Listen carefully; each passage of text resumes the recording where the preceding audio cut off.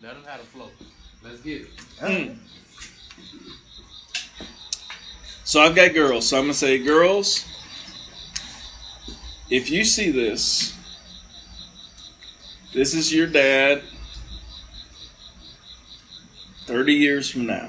Big J. You. And first of all, I want you to know that I love you. And there's a cicada. Because we're country. We're country. It's gone now. Sorry, but first of all, I love you. And I want you to know that I only wanted the best for you in life. Now, I'll qualify that with the fact that the best I can't give. The best comes from not only the higher power, but from yourself. However, what I did want to give you is a chance to be more. More than you could imagine at the time, and more than I thought was possible. I want you to know that I believe in you more than anyone else on this side of Jordan could believe in you. I want you to know that I did my best, given the circumstances that I had. I want you to know that I love you, and that no one else could love you more. I want you to know that I believe in you, and that I know that you can be whatever it is that you want to be. You're the sunshine to my day. You're the apple of my eye. And I just want you to love your life, who you are, what you want. I want you to discover, as the Japanese say, your ikigai. What's your reason for living? What do you want the most out of? What are you passionate about? What can you contribute to the world? And what can you benefit from? Financially, obviously. And how can you make a difference? In short, if I had to give you a message, it would be to never forget where you came from, to never forget who you are, to never forget whose you are, to never forget where you're going, and to never forget how you got there. Nothing else. Remember those 5 things, and you'll do well.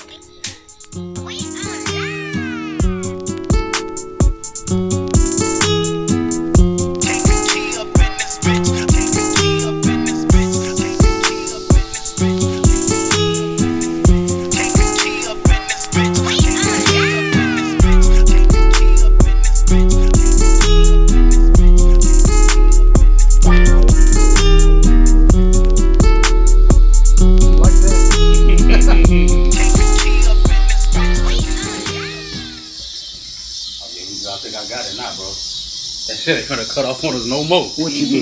We good. What you do? Put that bitch in airplane mode. Oh, so can't nobody knock it off. Bruh, that's what was happening. I get a text or a call. You Kaylin ass calling every 10 minutes. Hey, needy. Them kids be needy. Get off the homie. Every 10 minutes. Get off the homie. I kept trying to steal a watermelon purse. Oh yeah. She got a watermelon purse. I tried. I said, you gotta run that. Mr. Jake, he's so cool. He can't rap though. He can't rap.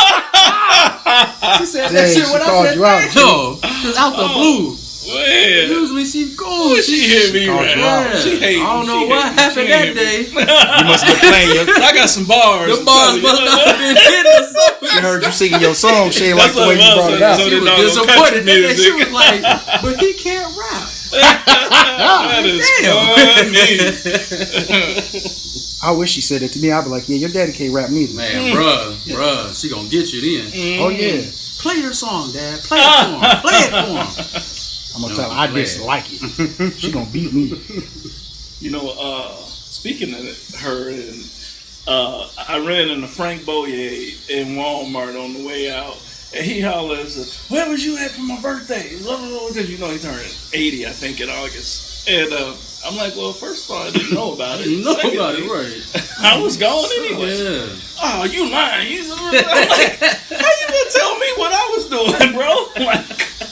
I'm like, okay, I'll see you later. I'll just holler at you for sure. Shout out to Frank. I'm like, I got to go. Oh, good. Yeah, he getting up there, so. Yeah. He's always cool, though. Yeah, he cool. I just had one of his little moments. Oh. One of his little moments. What? And what's that? That damn man, him and his wife. Just telling that all the time. Dang, I can't think of her name. Why I keep trying to print when I hit F11? I don't. Cool as hell too, though. It wasn't May, was it? May. Yeah, That's her damn yeah. name. Yeah, May was. She always called. Oh, dog, come on. See, we be talking about that all the time, shit. See? Goddamn host. Jake, don't. Goddamn host. We supposed to be people, Come on. Jake. You was on my top people. If you ride with him, it's time to go. I really didn't even know y'all knew each other. Yeah. And that's when he was like, Jake, my boy. And I was like, yeah, okay, let's do Good it. little minute. Yeah, man. We for sure going. Yeah. I don't know how they did this before. I don't. I said, we for sure got to get Jake on this. Anybody. Man, no argument. Let's go. Anybody. And you doing big shit. He is. Double jobs. I'm definitely going to ask about that. Hey, I don't know about all that. Are you hiring? Right. Because we always looking for a good I'll be job. over for you, bro. Just show me how to do it. You just got to clock All in, in nigga. Hey, right. Clock in. Check it, clock out. The all-in show will turn into the The audit show. I was just the Shit, state audit man, show. Look. Every show gonna be on Jake. Every show. Now you just told us last time and I forgot. Tell me again. Tell me again, Jake. Oh shit. Yeah, there's gonna be a lot of editing on this one. We ain't started yet. No, you gonna have to just add some of this at the beginning and the Oh end. God, for sure. You may even be able to get Jake a commercial for his. Oh, God, a whole audit commercial. This motherfucker got commercials too? Jake Bro, said that. Dusty doing his commercials? Fuck Batman. Hey, you know he Batman, right? Boy, I wish. I wish. So I'm gonna ask you this question: you ever seen him and Batman in the same room? Case closed. That's it. That's all we Good need. point. That's all we need. Yeah. He the snitch of the show. Yeah. Oh yeah. Cause Definitely don't do. Once nobody the tell. camera come on, People don't I tell. snitch everything. People Well, I ain't just gonna going snitch around and make you telling lose who your Batman job. is. Yeah. Outside of that, I snitch on He the everything, motherfucker my in boy. Batman to be like, hey, y'all know Bruce Wayne? Right. That's Batman. That's him. I seen him in his building. Put on his Hey, everybody, it's Batman. That guy Ryan's telling about to hear Batman, Bruce Wayne. Right. Oh, no. I don't know. I know him as Broke Wayne, Wayne Dusty, Right. Mitchell Bruce Wayne Ledbetter. Ready? You got it? We here? It's time. You on? I'm up. Yeah. Start this motherfucker in, bro. Let's get it. You cussing in front of? Come on, man. We got a legend. You just got a motherfucking legend. we county legend. Let's get it. Soon to be a state legend. Let's Oh, get boy. it. Mr. Two Jobs. Come on, man. Come on, man. That's what I'm talking Let's about. get it. Welcome back to the All In Show. Yeah. Y'all know his name. Yeah. The man with 3, 4, 5, 6, 7 jobs, depending on the day. Yeah. We trying to get him all the DJ jobs in the world. Yeah. Bro, Dusty, what's good? My boy. What's my name? Hollywood. Hollywood. AKA let me get a Hollywood swinging. AKA fuck them kids. In honor of our guest today who I said I'd do a little bit with you and pour me a real drink. Motherfucking legend. We're going to ask you to introduce yourself, sir. We let legends introduce themselves. Motherfucking legend. Let's get it. Who you be? Where you at? Where you from? Well, you boys are too kind. Appreciate you having me on the show. Yeah. Absolutely. And for those of you who don't know me, I'm Jake Lee. I hail from Hopkins Park, Illinois. HP. Shout out to HP. That's exactly That's right. Yeah.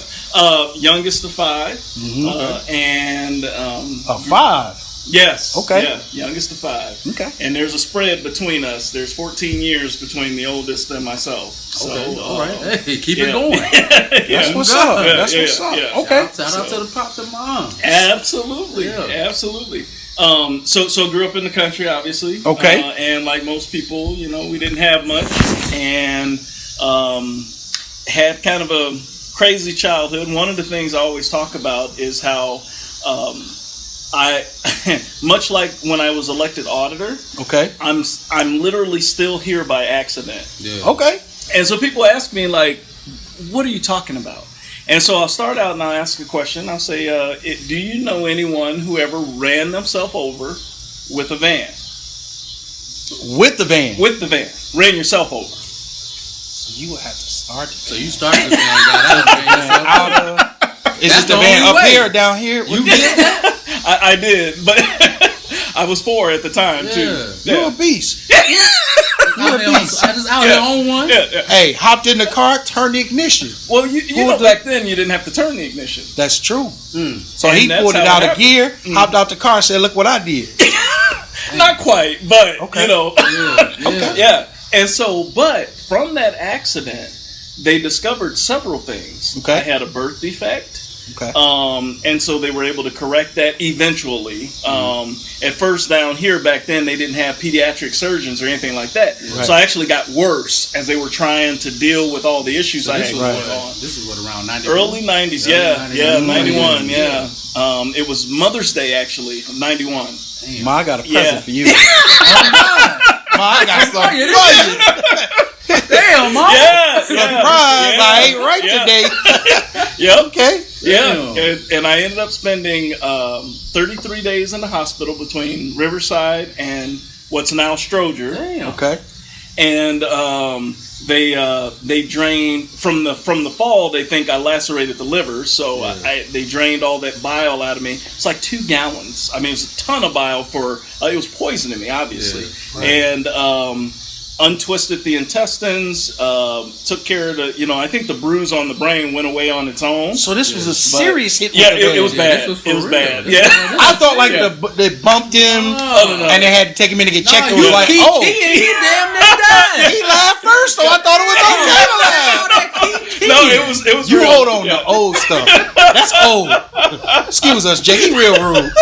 But that's amazing. Yeah. So it was, but so there's a few things about this story. So one is, before the accident, we lived up on the hill, and out there is all that sand. Right. And so the rain washed these trenches in the driveway. So my head actually went into one of the trenches. Ooh. And so when the van came and ran over my head, it just kind of squazzed it like an accordion. It saved you. Yeah. Yeah. Because if it was on the gravel, it would have would've- busted it. Yeah. It would have split it like a watermelon. Yeah. So that's like saving grace number 1. Yeah. No, for real. Man, you been, And so as the old heads would have said, look at God. Look Look at at God. God. Look at Won't God. he do it?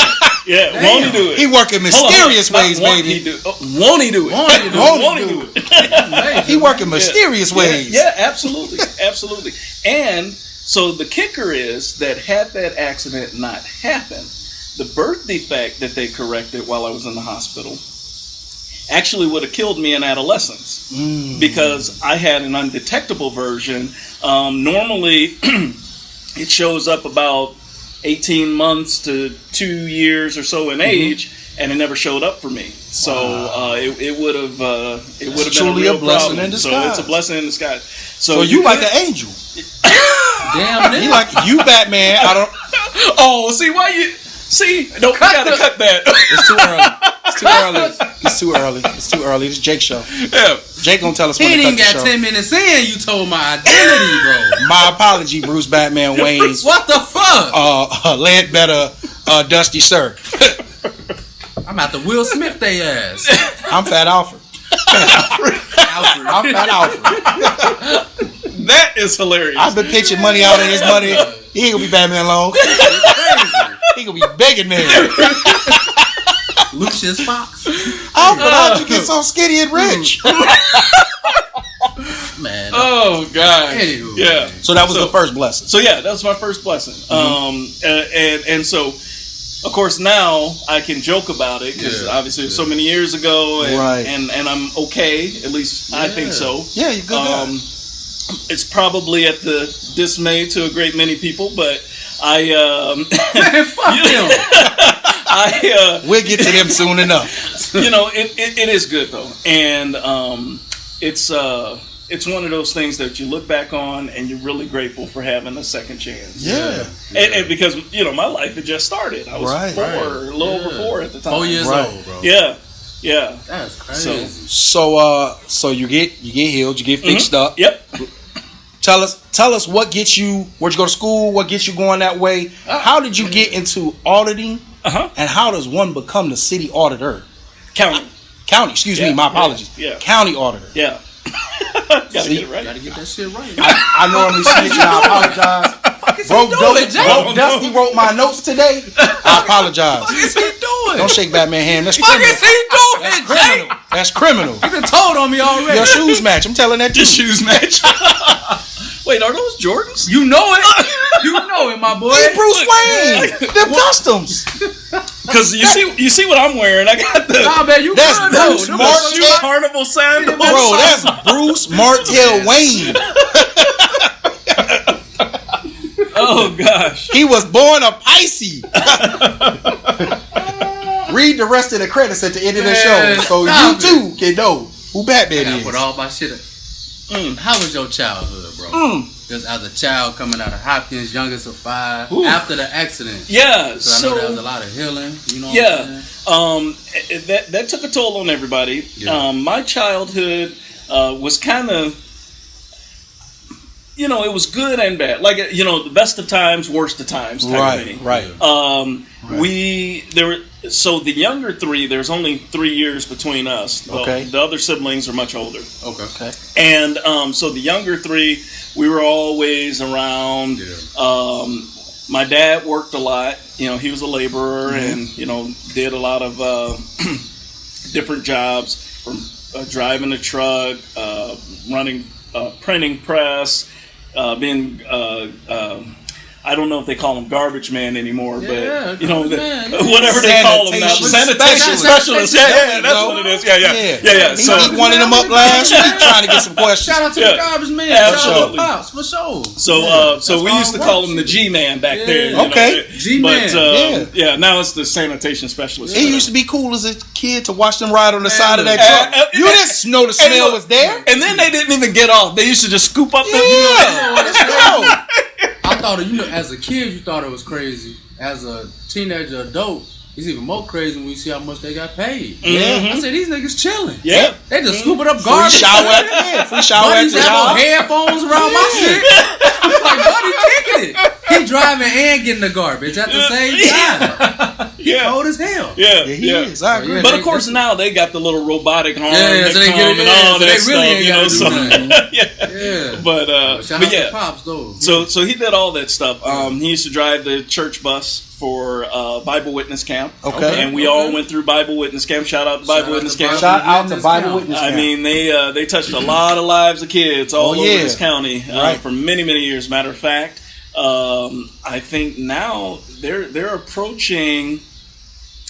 Boy, they got to be getting close to 70 years that they've been in ministry out there. So that's a long time. And you talking about the one way out there, right in the woods, right? Yeah. So that's by my people's house. Oh, is that my right? people live that far out there. Yeah. Okay. We couldn't be Batman out there. We couldn't. We kick rocks and Tell stuff. it again. We kick. My fault, Batman. Let me make sure it's on. The whole show. The whole show need to know. Man, that's crazy. It's cool. That's crazy. It's well, cool. he's wearing the shirt. I mean, he's giving us the You signal. telling too. He got the cape on his head. He always ready. I mean, I can't. It's kind of hard. Yeah. You ain't hiding it well. How you gonna wear your shirt? I wonder if I've got the The signal. Yeah.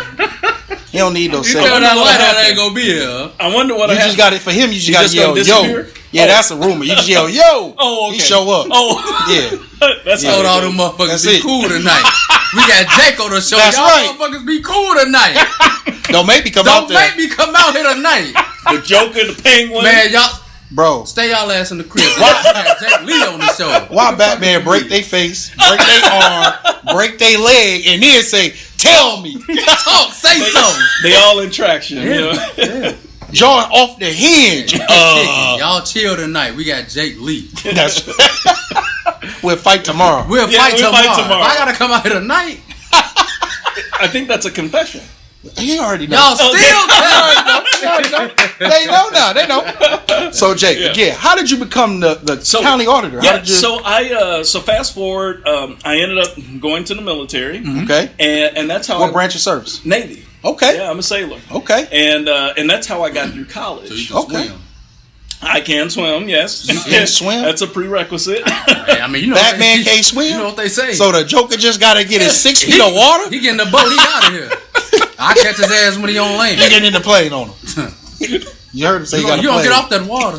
Yeah. One way or another. That cruise ain't that long. Who just threw a nuke in the water? I love it. Right. That's base. That's base for them. Okay, sorry. We having too much fun. Go ahead. My apologies. No, it's fine. It's fine. So that's how I went to school. Got my associate's degree and my first bachelor's while I was on active duty. Okay. Yeah. I actually collected a few. You know, like Thanos. So Batman, Thanos. I'm just Ryan. How y'all doing, Hollywood? Just collected them, bro. Well, you know, I got 5, and you know, kind of like he got the gauntlet, bro. No, you got 5 bachelors. No, 5 degrees. 5 degrees in total. Yeah. What's all the degrees you got? Bro? So I have an associate's degree in business administration. Okay. I've got 2 bachelors, one in business administration, one in accounting, and 2 masters, one in business administration, one in accounting.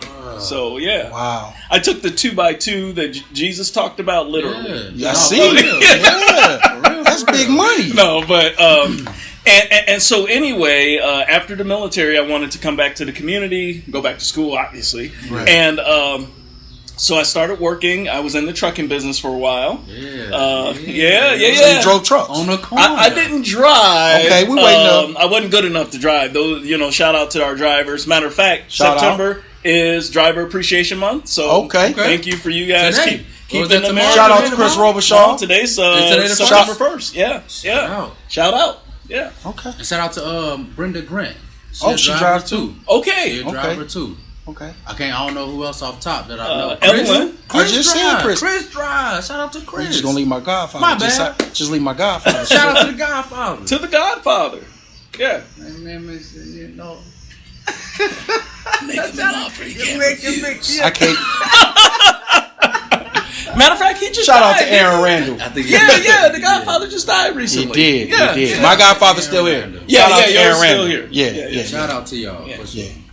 But he gonna tell you not fuck you, but motherfuck you. Oh man, that's what he gonna tell you. Go ahead. My apologies. So you got in the drive. Yeah. So I did that for a few years, and then the opportunity came for me to run for elected office. And I'm one of those people where I'm like, well, the worst that could happen is I lose, right? And I went into this thing not expecting to win. I went up against an incumbent who had been there for 12 years, so lots of name recognition, been through 2 election cycles. Well, you count primaries, so 4 election cycles, and all that kind of thing. He's a veteran. So yeah, you was a rookie, and I was a rookie. Came in, took no his name. Shit. Give me that. How you take it, Jake? No, fuck all that modest shit. How you take it, Jake? How you get in there? Hard work. Yeah, because I was and a lot of people decided to advocate on my behalf, right? Because you the guy. Because they say, few people are successful unless a lot of people want them to be. That's true. A lot of people. You're elected countywide, so you have to have. You're talking 20, 30, 40,000 people voting. Right. That you got to get a majority of those votes. So it is an elected official. Absolutely. Okay. Absolutely. So I ran against the then incumbent Debbie Woodruff. And shout out to Debbie Woodruff. Yeah, absolutely. Shout out to Debbie. Thanks for putting Jake in. I'm just gonna be real. This Jake show. Nothing personal. It's not personal. Unless you're coming on the show. Gosh. The buzzer beater, huh? But yeah, so she had a lot, going for her into the election and kind of thing. And we walked me and all these other people who, not only the folks that I ran with, but the people who were supporting me. And every day after work, on the weekends, 6 to 8 hours or more on Saturday, 6 hours on Sunday, as long as it wasn't football season. And we walked and knocked on doors, talked to people, told them who we were, and it worked. You was out it here. worked. Yeah. Had lots of signs too. Yeah. So you was out here in the whole county, not just Kankakee. All over the county. We have a 600. I believe it's 656 square miles. It's Kankakee County. Every county, every square. What all cities are in the county? Whew. Just so people don't know. So there's a lot of communities in the county. Now there are only 2 cities, and that's Moments and Kankakee. Okay. There's lots of villages. So Hopkins Park, Sun River Terrace, Bradley, SRT, Bourbonnais, Mantino, Herscher, Bondfield, Essex, Reddick, Otto. So you was walking through Otto. I walked It didn't Otto. take Yes. long. It didn't take long. I mean, but I'm saying. Shout out to Otto. Yeah. And so you walking all these places. Walked all those places. Wow. And there were some people who were not so nice in certain areas. Right. There were other people who were ecstatic. They had never seen someone campaigning walk up to their door. Right. So they wanted to talk. And as a candidate, you have to talk to them. Yeah. As long as they want to. In my mind, I'm like, this is eating up too much time. I gotta get some more. And one appreciate you though. Be the ones that get you the vote. They make because they talk for you. They do. Yep. And there are at least 2 people I know of. Shout out to the people who took all of Jake's time and got him elected. And they did. And I know they did. And they went to social media and they just really advocated. And it was great. And so of course, after election night, after you win, it's kind of like, so now what? Like, I wasn't expecting that to happen. So you didn't think you was going to win? No, I didn't. Actually, I thought it was going to be close, but I didn't think I'd actually win. But it was a pride thing just to know that you were in the running. Oh, absolutely. Yeah. I could do this. Yeah. And so, and then my election was historic because I became the first and only to date countywide Black elected official. And so it is. Look at God. It might be a thing. You got him sound effecting early. Say it one more time. Yeah. Bro. So I'm the first Black countywide elected official. Countywide. Yes. Let's go. Come on, man. Stop. Let's go. Yeah. Motherfucking legend. Essex. Motherfucking legend, bro. All of them. Ain't nobody talking to these people. Yeah. Some of them people don't want to see us, and you was in the background fighting the people to protect. Yeah, the ones that was giving them trouble. I was beating their ass. Yeah. Tell me where you go vote. So it was the story. And then when I got into the office, the first thing, and I'm a researcher, so first thing I do is I start to read all the statutes that I can find that mentions county auditor. Right. And on December 21st, 2016, so this is shortly after I was elected, I realized that what the statute said I'm supposed to do and the reality of what was expected I was doing and what other people were doing were not the same. Okay. So as far as if you can say the duties, powers, and functions of the auditor's office. Okay. So there are lots of things that the auditor is supposed to do. The auditor's office, that is. The big one that I have a lawsuit against them about is the general accounting, where the auditor is the general accountant of the county, and they're supposed to control the general ledger, all this kind of stuff. I'm not going to get into the technical language, but that all was illegally moved to the finance department with the then auditor, who's now the finance director. So I'm trying to unravel that ball of yarn through this lawsuit because it was completely illegal, and it has been illegal, and it still is. But people don't want to admit that, obviously, because what would I know? Give the man back the ledger. If that's his job, let him do his job. You get to do less and still make the same amount of money. Yeah. Don't that make sense? Yeah, you would think. Makes sense to me. You would think. So, and what's funny is, so once we first started bringing this up, no one really cared. Okay. But then it was probably in May of 2017 that I really started to get assertive about this, saying, I want my budget, I want my staff, because I had one other person in the office with me. Right. No other elected official has that few people. Really? The treasurer doesn't, the county clerk, the county recorder. So they really just wanted you to sit there and chill out. I don't know what they wanted, okay, but that's not what they got. Oh, God. What they ended up getting was me saying, this dog ain't gonna hunt. Right. This can't continue. Right.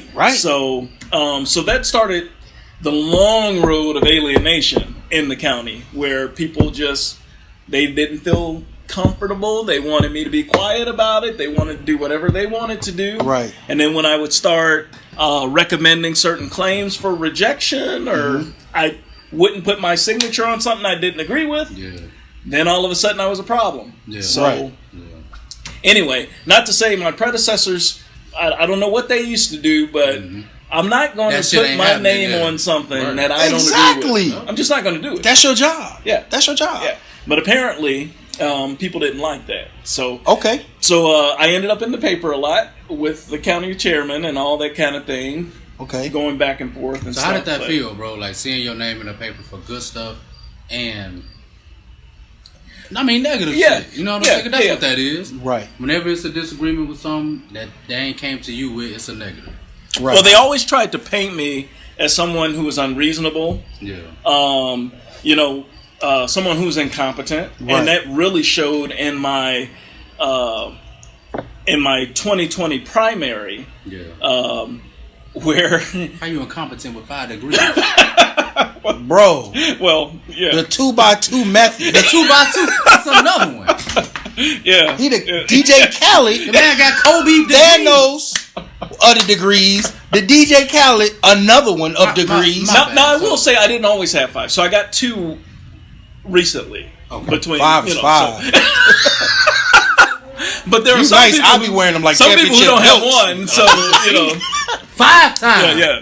Yeah. So, Rudy on that. So, when you say that you were going through feuds and it was going to the paper, yes.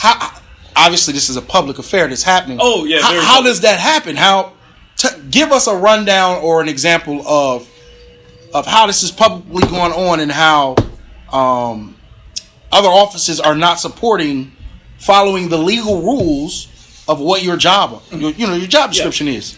Well, the biggest thing about it is we need to move some of these candles a little closer. You think? Yeah. Let's move a couple of these. We're gonna take a time out now. We're gonna take a motherfucking break for the all-in show for my motherfucking. What?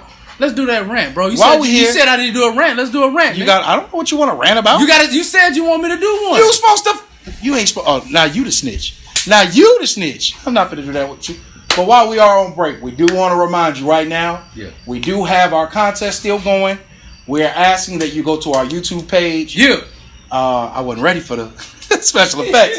Go to our YouTube page, subscribe to the channel. We ask that you share our channel. And if you do that, you have the chance to win $40. We'll ask you to come on the show. If you don't want to, you don't have to. But we will have somebody represent you come on the show. We'll ask you to come on the show. He's going to give you a big-ass check. A big-ass check for $40. For $40. I got you. Contest is running through September 16th. I thought we didn't give out $40. If that's we don't give it out, but I'm just for the show. Oh, okay. It's just for the people. It's for the people. Oh, okay. Now, baby, it's for the people. When them kids come around, we give them a little candy, let them be happy. We don't, $40 contest. Like, share, comment, subscribe, and whatever else. He added it, but yeah, we just need you to subscribe and we need you to share it. You do those for us. $40. You'll be in the contest. Ends on the 16th, and then a week later we will announce who the winner is and try to bring them on the show. We'll go live for both of those. But back to Jake. All right. That was good, boy. Did you? That was great. That was good, boy. That boy good. That's why. You know what? We're gonna take one more little time out, boy. Cause you been doing good as a host, boy. That's your rant. Yeah, that's what you go. You been doing good, my boy. You been doing real good. Jake, every show. The only time he tell me good stuff is to bother me. That's all he want to do. My whole life he want to bother me. You been doing great, bro. I'm okay. You just coming out? You doing it? No, fuck all that. Fuck that. Good job. Appreciate it, bro. Back to Jay. Appreciate it. Fuck you. Back to Jay. Quit talking to him. So, can you describe? It doesn't have to be an exact example, but how do you have these public feuds? How does that? Because we've never been in that type of position where you have to have a feud where he don't get to say the words he want to say. Yeah. Or you have to be completely politically correct because you represent a culture. I mean, you are the first black elected official in the county. Yes. So you have to always keep that in mind because for me, I don't want to be the last. Right. And so. So I try to always present myself in a way that is professional, but I can be direct, and I have to be assertive in some cases. So the way it happens is, first, all of our meetings are public meetings. Okay. They are streamed like on a town YouTube. county. Oh, okay, that's how it works. They are easily accessible. The media is invited to always attend. They're open to the public, etc. And so what generally happens is there's a comment that's made, whether it's by the chairman or some others who may be of that someone at the meeting, right? Or by myself or someone else, and then the media is going to want follow-up. So generally speaking, there's something that's said, and then it just kind of goes from there through the Q&A that generally happens with the media. Really? One of my go ahead. No. One of my positions with the media has always been, look, you write what you write, but I'm always going to be accessible. Oh God. We had one guy who's no longer here, a journalist, I believe. Giuliani was his last name. Okay. David Giuliani. He used to work here, and he was kind of an investigative journalist. I don't know if that was his particular niche or whatever, but that's kind of what he did. Okay. Was he really dug to the bottom of things. And he used to take me to task a lot of times, and I'd say, hey, look, this is my opinion on that, or whatever. Right. And then he'd publish something about it. Well, they say honesty is the best policy, right? Yeah. So I mean, that's got to be tough. I mean, we've all had those jobs where, especially minorities will go along and say, they treat us a little different, but yours is a public, out, being seen, and no one is trying to correct or even come to some type of, create some type of mediation so that this can be done. Well, I will say there was attempts at mediation, but in my opinion, I think those were just form and manner attempts because we were so far off in terms of where we could agree that I don't think there was a good faith effort, particularly on the other side's part. Okay. Because they never wanted to give up the books. That was like their line of Nobody can even see the books. Well, I can see some of them. I'll put it that way. Because I don't know what How does the auditor who checks the money in the county not see all the books? Well, I don't know. Because I do know that some people keep checkbooks in their desk drawer. I know some people have accounts, control over accounts, that they literally did not allow me to audit. And the law clearly says that an audit shall be done by the county auditor or county treasurer annually.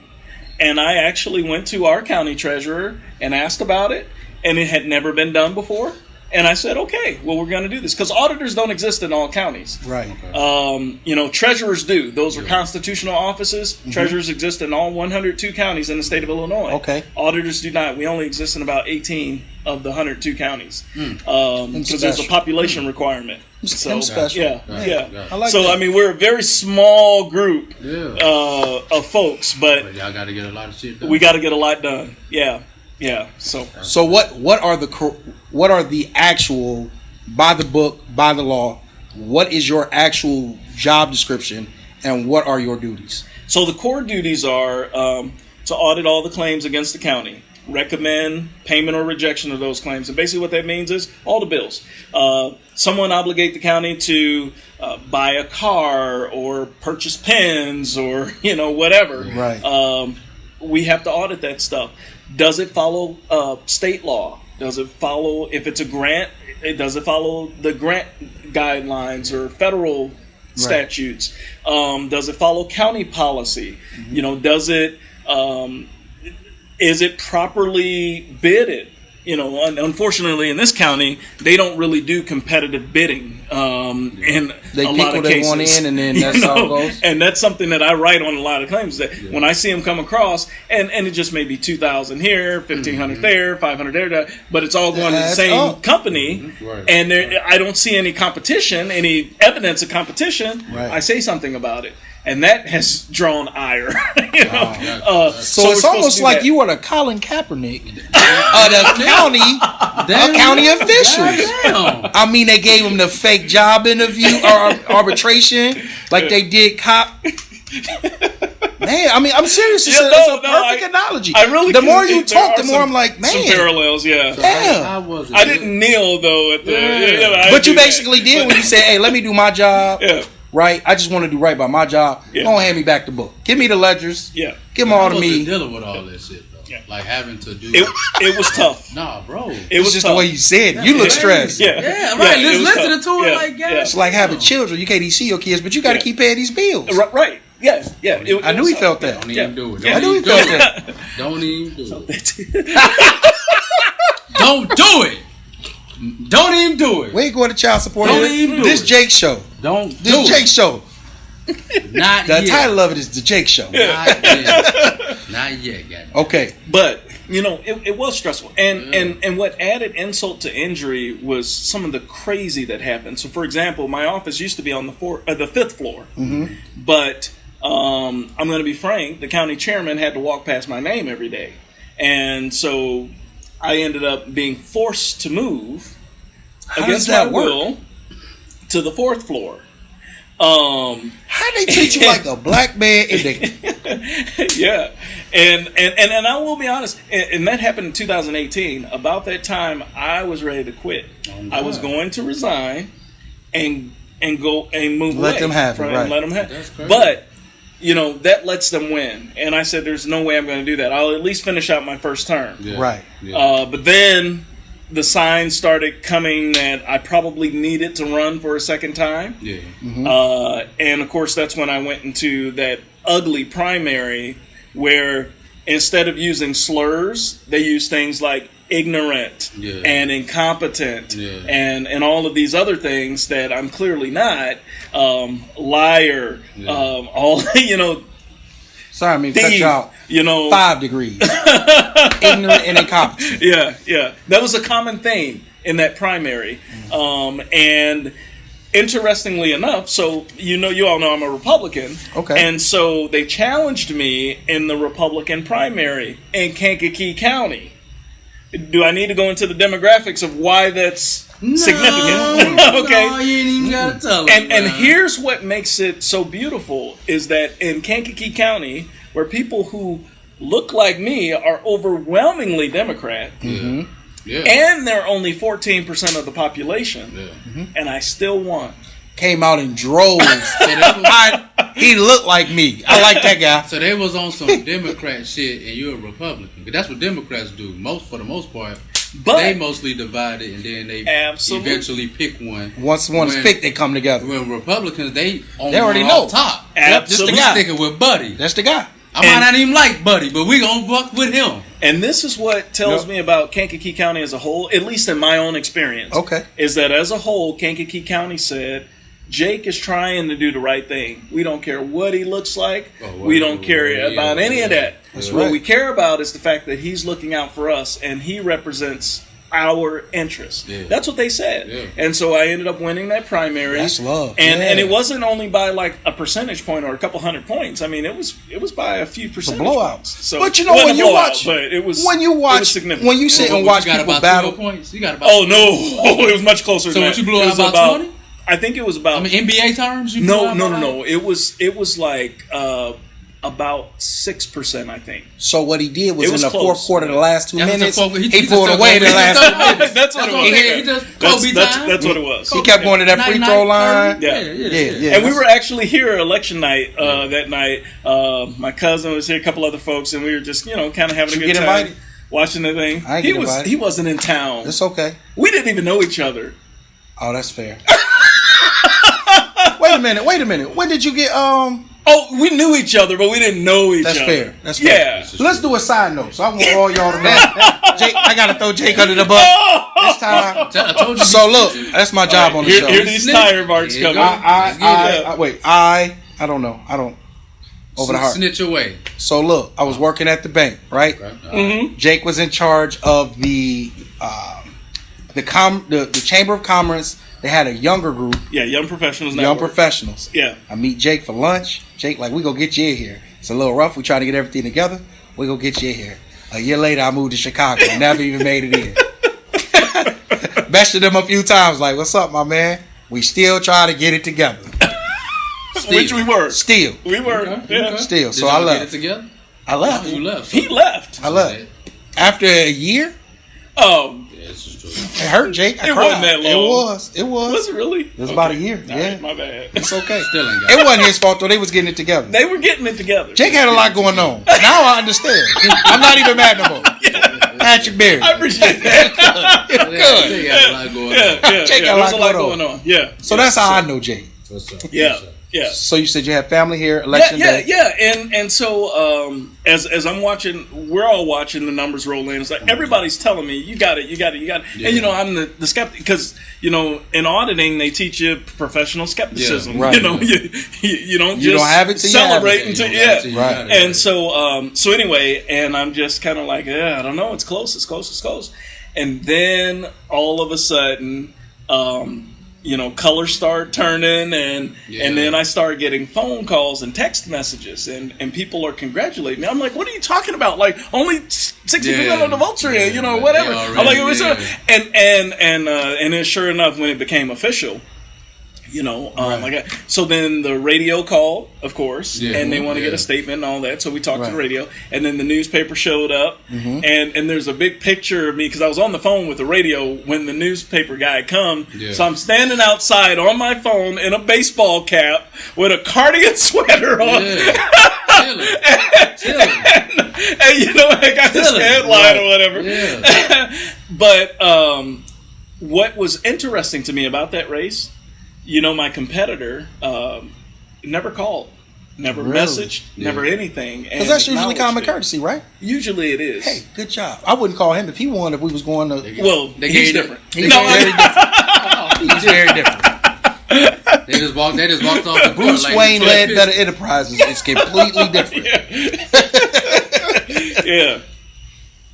They just walked off like Isaiah Thomas. That's all. But it was crazy to me. Like, after all of that, and you kidding me? And so I intentionally, the next day, when I was going around the county to collect all my signs up, gave him a shout out and thanked him for running against me. Right. Because it's not easy to put yourself out there knowing how you're going to get attacked. Yeah. If you have kids like I do, when they have to go to school and people are asking them as soon as they say their name, "Oh, are you?" And then it becomes whatever. Either something they love you or nothing to do with children. Yeah, and so it's hard to do that. But when you don't have that professionalism and you don't have that common courtesy, I don't know if I have much respect for that. Yeah, so completely understandable. Completely. So why does a county need to be audited? Why doesn't it is the better question. You're the man to ask. So I liken it to, when you allow government to go unchecked, government will do what government does best, and that is to defraud the taxpayers. That is to engage in corruption, hooking their buddies up with contracts and with jobs, and don't let me get started. And so you need someone who is elected, independent of the people who run the government, to provide a check on what they're doing and shine the holy light of transparency on their activity. Otherwise, you get a situation like Dixon, Illinois, where the treasurer of the city of Dixon, over a 20-year period, stole $53.7 million from the taxpayers. Over time. One person. Over time, just racking. One person. That's crazy. She had over 400 quarter horses, a farm, a $2.5 million what do you call those? The RV. Yeah. You know, bedazzled in diamonds and gold and furs. And nobody noticed. Yeah. 54 million. Yeah. Yeah. Over 20 years. Over 20 years. Yeah. If she go to jail, she still came up. Though? She had 20 years of greatness. No, you know what though? They probably watched her ass whole time.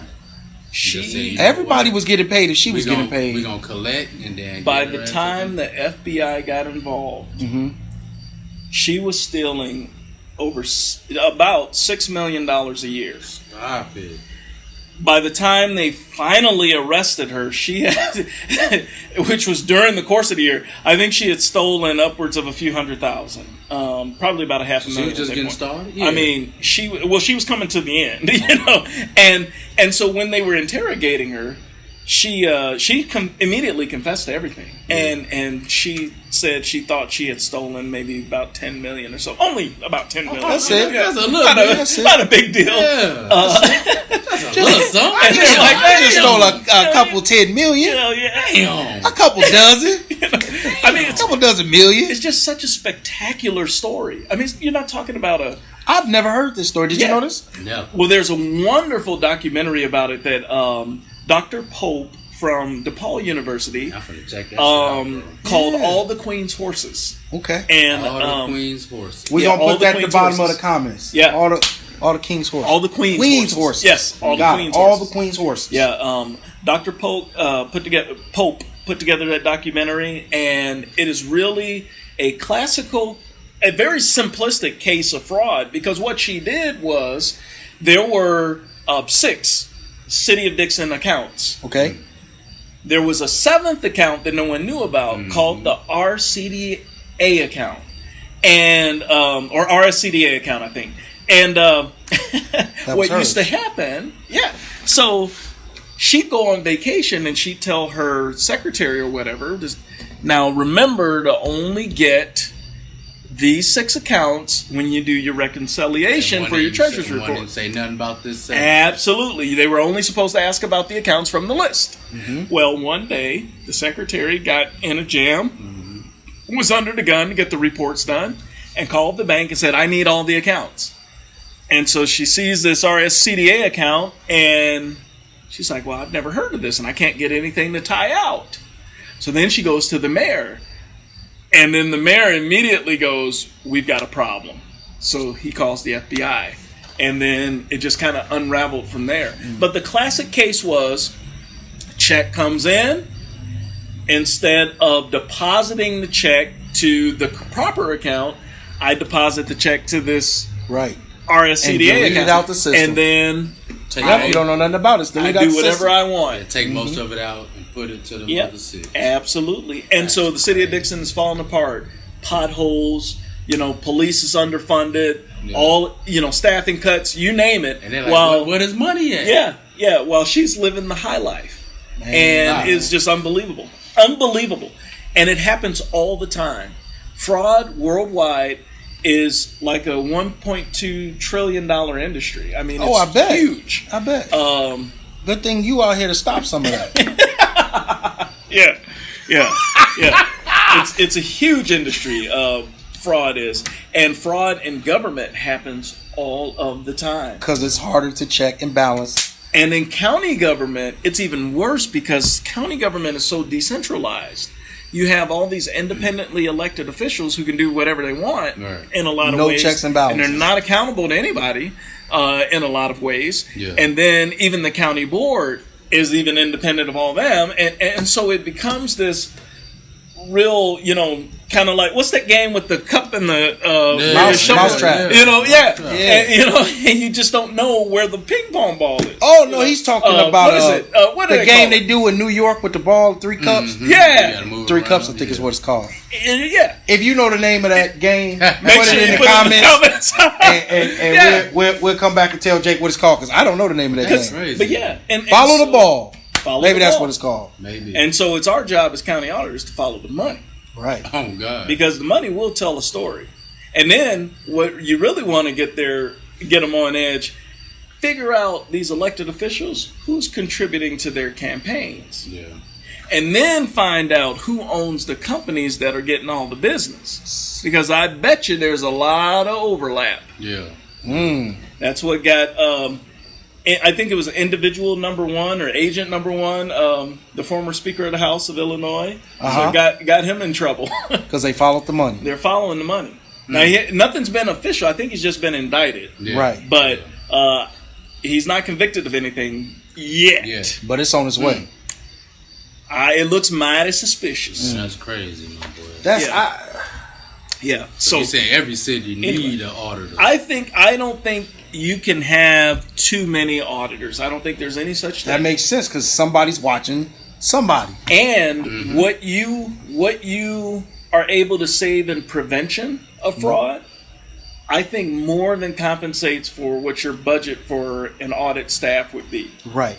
So if they are empowered to do what they're supposed to do. Right. It doesn't help you if they're cut off at the knees. That doesn't help. So how do you describe the county's current financial situation? It's better than it used to be. Okay. But only or mostly by default, not by intention. Okay. He came politically correct real quick. He went It's mostly by default and not by intention. Right. Yeah. That's what I would describe it as, because some of it has been the result of a lot of people doing the right thing. Yeah. Don't get me wrong. Some of it has been our efforts in the auditor's office. Some of it has been the county board's efforts. But there's a lot of things that we see that they do that ain't right. Yeah. It is just spend.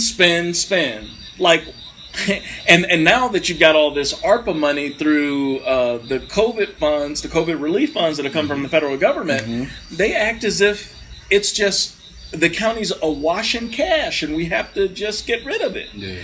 And so they bought over $13,000 worth of chairs to sit in the boardroom, for example.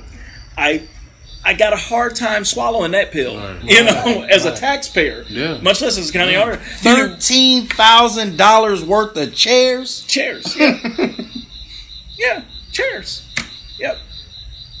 Our money helped pay for these chairs, even though I know, but $13,000 worth.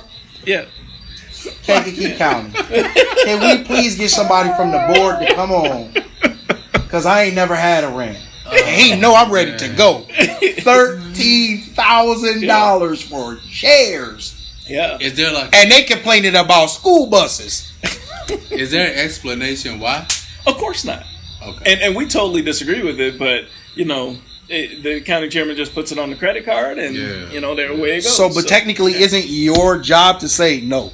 That ain't happening. Well, it's our job to raise the question. We can't stop it legally. Oh, okay. We can't stop anything.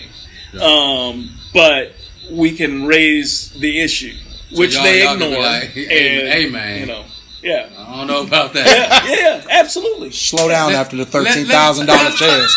Don't buy nothing else after the 13. Let me make sure I'm reading this right. Yeah. That's what y'all do. They need to let our mamas come up there and run the county for 6 months. They want no money to be spent. That's for 6 months. Want nothing to get fixed. All the chairs of this county, and you need to hire what? We ain't spending no money. Yeah. Get somebody sew and fix that chair. One of the richest cities in the county. With potholes everywhere. And they ain't spending no money. No, our mamas will fix the potholes. Yeah. No, bro. Because all our uncles gonna be employed fixing the potholes. He just said we can't do that. Go out there and put a little rock on it. We can't be putting money in our own people. Break up the rock in the bag and pour it in there so that people could drive over it. That's crazy. It is crazy. So you said it's now better. What steps were taken before to put it in that bad situation that you can speak on? I mean, I don't want you to point fingers unless you want to. We snitch. I snitch on only. Snitch. You snitched on yourself. You snitched on Jake. You snitched on. You lucky. Vengeance, you are the night. Let's get it. Well, it's all public record, right? So we could just go. A big part of the problem was people overrunning their budgets. Right. Okay. So you had in the past, in particular, now public safety is always your biggest expense. Yeah. Because you got a lot of personnel You've got a lot of equipment, all that kind of stuff. It's always going to be your biggest. Yeah. However, Still gotta when your watch it. biggest expense exceeds what you budget for as your biggest expense, that becomes a problem. Okay. The past state's attorney, prior to the current state's attorney, huge issues there, overrunning that budget. Right. In the current administration, there's several divisions that have done the same thing, overrun that budget. The treasurer's office has done it. You know, it happens. It happens. But not to an extreme, it doesn't have to happen. But it happens. When you do it by 7 figures, that you can't absorb that. You can't recover from that. So that's what really put the county on its back. Plus, you had the perfect storm, right? You had the economic collapse, the housing market collapse. You had rising prices. All of those issues coming together, and bam, tax revenue tanked. And all of a sudden, you can't cut expenses fast enough for your shortage in revenue. And that doesn't turn around quickly. So it took the county about 3 years to get on the road to recovery after making some tough decisions with layoffs, cutting budgets, cutting staff, and other things like that. However, people they didn't want to cut, for example, that finance department that's doing our job, there's some big salaries down there. And none of those were cut. They were frozen, granted, but they weren't cut. Frozen ain't cut. The positions were not cut. Right. The roles were not put where they should be. And so there were still a lot of things wrong, even though things were getting better. And now that things are getting better because of the decisions that were made up to this point, and the ARPA money and some of these other things, increased home values means increased tax revenue. People working more, spending more money means more sales tax, different things like that. There's still things that aren't right, and there's still waste. So are we closer to at least breaking even than we are overspending the budget? Well, we're in the black now. Okay, that's good. So it's good. It is for good. now. Yeah. But one of the things I caution them about all the time is, one, this ARPA money is temporary. So you cannot bill fixed costs on temporary money. Because once that money's gone, and if you have fixed costs, you're going to be in the same situation in a couple, 3 years. My mother told me the exact same story about a credit card when I was young. It wasn't that pretty, though. Well, you better not get no credit cards. You better not get no. I ain't gonna call you out, mama. I'm gonna quit snitching on moms. I love her. Was it something along the lines that your ass will write a check? No, your mouth will write a check that your ass can't cash? That usually came with something physical. that was something physical. She had to remind us. Definitely had to remind us that. For sure. So I want to spin a little bit away from the county. Sure. Because you've been pretty open and honest, and I think we have a pretty good view of how you see it. You seem like somebody who is well educated, well versed. Shouldn't say seen, you are. 5-time. They said incompetent. Come on, bro. 5-time back. And the videos are still up there. Right. 5-time. We're gonna tag the links. That's hilarious. The video. We definitely. He will. What inspires you? That's a great question. So, a lot of things inspire me. My family's one. Okay. Very inspired and motivated by my family. Past great leaders and great people inspire me. Because I know I would not be here today if it wasn't for the tenacity of folks who came on slave ships and endured chattel slavery in the United States and sang those hymns. The impossible situation. I mean, people who had dogs sicked on them and fire hoses trying to go to school or get a job or ride the bus or vote. That inspires me. And that really keeps me grounded. And it is an honor and a privilege to sit here and do this in this agree. neighborhood. For sure. You know, and so that inspires me. You know, people like you inspire me. Ah, my boy. We appreciate it. I can't believe you got For real. Yeah. You gave him a Come shout on, out. man. Yeah. It's my boy right here. Jake the dude, for sure. For We sure. appreciate it, man. Like I was telling you earlier, I don't know if it got recorded or not, don't matter. You're top 2. So all the names, when he asked me who I wanted, top 2. Well, boom, boom. You. Yeah. So we really appreciate it, man. We've been looking forward to this show for a while. Yeah. You know, it's not often that you get somebody close in age who's doing so well for themselves, not only just personally, but they're doing well for the community. Yeah. At an elected official position. Yeah. And you're able to bring them on a platform where they're able to be more themselves and let back a little bit. Yeah. And A motherfucking legend. Fuck what you talking about? Come on, man. It's a legend, bro. who inspires you? Me? Yeah. My motherfucking kids. You say it every time. Give me My something mama? else. Absolutely. Shout out to the OG. My boy. The OG. Shout out to OG, Yeah. my boys. Yeah. Man, just living, bro. I'm just Yeah. happy to be here. You know, as I'm getting older, I feel like I'm getting more energy, getting livelier. You are. So I'm just trying You to was jumping around Sunday at the show. Man. What was the show Sunday? The Andre Reed, shout out. Shout out to Andre Andre. Reed. I just had to make sure you Northfield said Square. it. Yeah. Yeah. Good Hey. job. Yeah, it was Northfield nice. Square grand opening, boutique. Oh, Yeah, man. It's dope. And he's been dressing for a while, Bro, you know. yes. Like that. 22 years. I'd see him in them suits, man, Bruh. and the hats and everything. Bruh, And style. hey, I plan on reaching out to him soon because we're Yeah. talking about having the All-In Show Halloween costume party. Yeah. Ooh, So yeah, it's still in the works. It Figure ain't out, set yeah. yet. Yeah. But be looking out for it. The All-In Show Halloween costume party. Costume party. Don't have to be great costume, just a costume. So I already know who I want to be. I think I already told you. I ain't gonna say it on the show. But I gotta have Andre make my outfit. Anywho. You know who I remember? Do you remember? He don't remember. He just play laughing. Anywho. Yeah. So that's what inspires That's pretty you. much it, though. Yeah. I mean, my family, too. OG, sisters, brothers. who inspires you? Yeah, who inspire you, my boy? My niece and nephews are huge and inspire me. Children really inspire me. To look at somebody and you see such innocence and such potential in somebody, and to know that they have the ability to not only not make the mistakes that we've made or been put through, right, but have the ability to go further than we've ever gone, because all three of us have gone further than any of our parents could ever imagine that they went, right? Mm-hmm. You know, Mr. Moneymaker, Mr. Professional, Mr. Super Professional, 5 times. I'm gonna say it every time. Legend. The legend. Come on, man. So children really, really, really inspire me, and motivation inspires me. Yeah. So if you follow me on Facebook, my real name is Ryan Harwell. If you don't know, you probably do.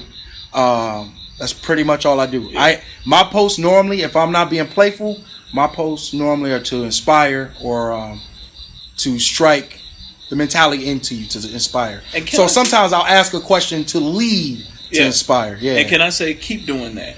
Because I can tell you there are certain people who are in my Facebook feed that if I'm having a rough day and I see one of those posts, if it's a silly one or if it's an inspirational one, because usually the silly ones are very funny. They and are. they kind of coincide with my sense of humor. Did you see his today? I didn't see his today, no.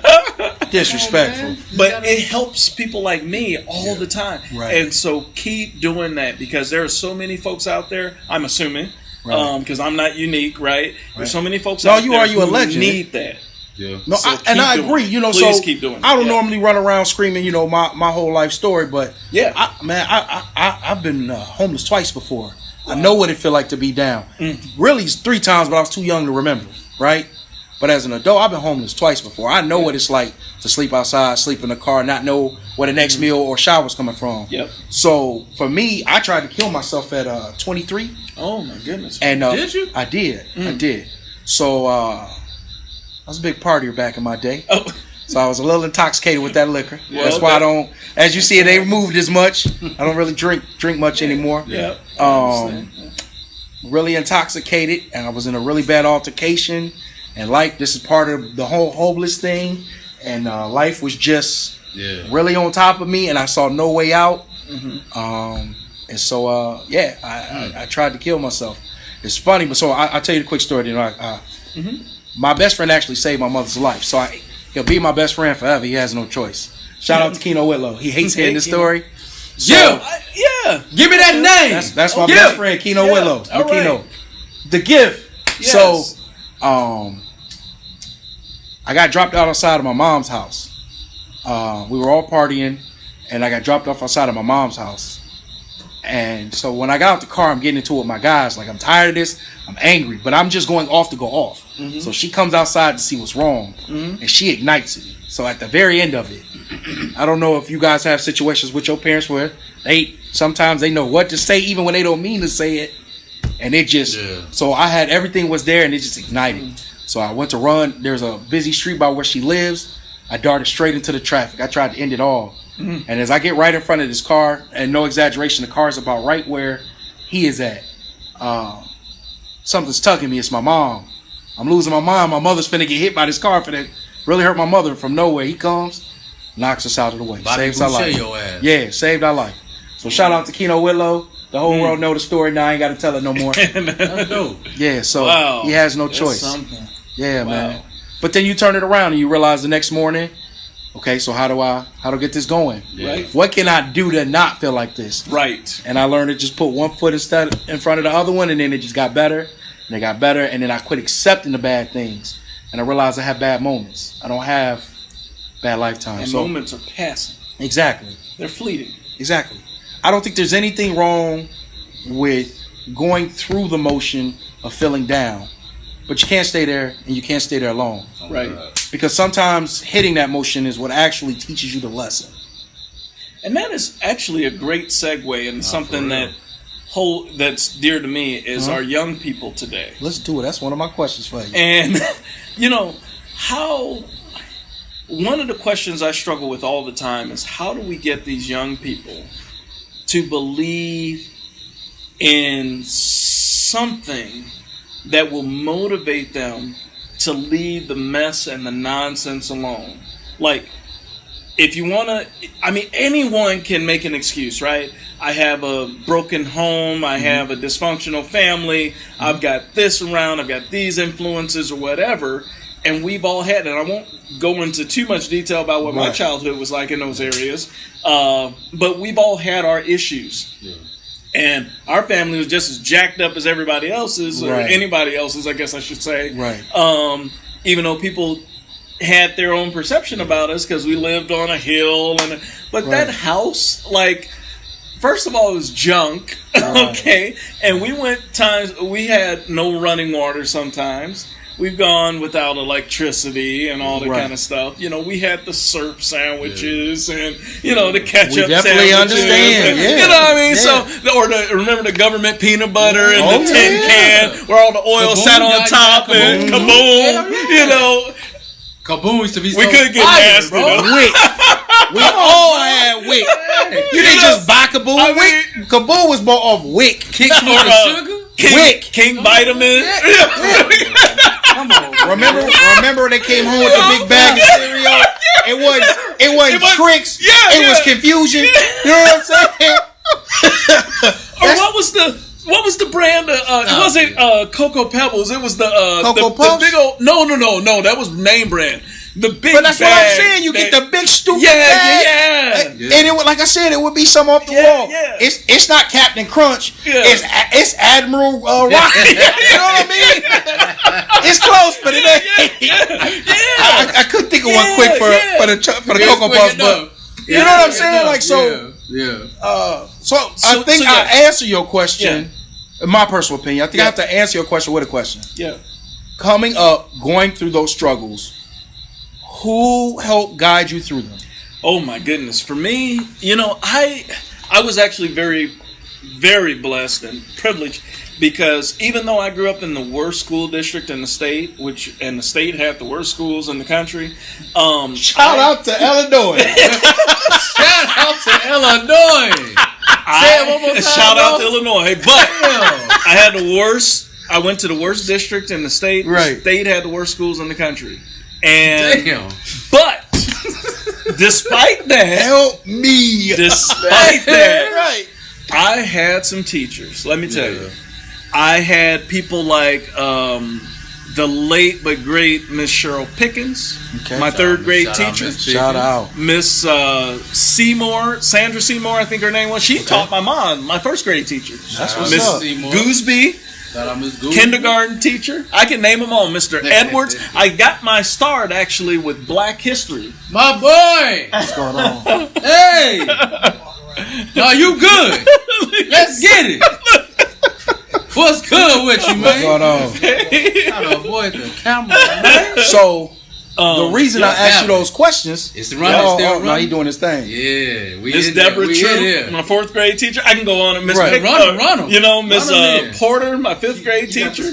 Miss Let's get it. My sixth we grade. waiting on you. Pull up at the seat. Seventh grade, we rotated teachers. So we had Miss Copes, Miss Livingston, Miss Dixon. He really knows all his teachers. That's how you get found. Eighth grade. And see, the thing is that these men and women, they invested. So my principal, Mr. Robert Turner at the time, who also taught my parents, and a lot of my teachers and administrators all taught my parents. So they didn't teach them; they knew them, or they knew them. Right? Yeah. And so, but these people, they prayed for me, they encouraged me.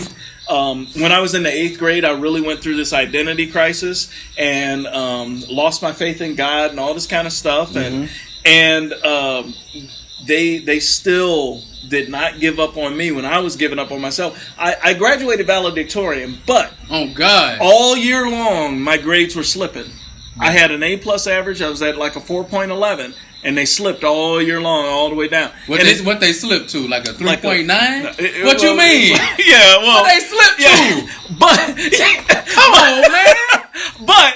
But if you're slipping, you're slipping, right? This is true. You slipped. And I was slipping. And not only was I slipping in my grades, but I was slipping in my period. Yeah. Just life in general. Yeah. And but yet these teachers, they corralled around me and they prayed for me and they encouraged me and they always had a positive word for me. And so despite what I felt, I was encouraged. So that's part of why I just went. But there are kids out there who don't have that story. They don't have that. That's the same reason I asked you that. Right. So and we as a community have dropped the ball. We have to corral those kids. Agreed. And we have to show them that there's a better way. You don't have to go in and start breaking in windows at 12. Right. You know, you don't have to go and start sticking people up. So I also want to say this. People make mistakes. People make mistakes, yeah. And at the perfect age to do it is probably 12, 13, 14, because then you 15, can recover. Because you can recover from them. Yeah. Because as once men, you 18. we were all young men. And at 18, you knew it all. At 18, didn't you know it all? Oh, yeah. Thought you did? I could write your book of how it's supposed to go at 18. Hello? Stop. But now at 37, you're like, hell no. Yeah. What 25? Did I really know? Right. I mean, yeah. I couldn't even read that book. I laugh at myself. Yeah. So again, it's community. So you just said it perfectly.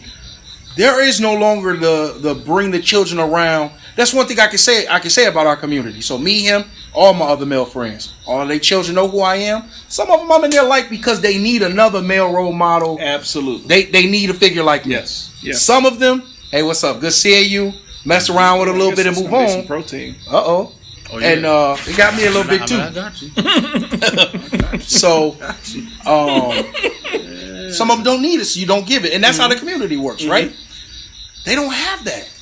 It's not in the schools. It's not at the house. It's not in the uncles. Because the way you describe your teachers is the way I describe my uncles and the people I call mentors and godfathers. Yeah, I had great teachers. None against any of you. I really did.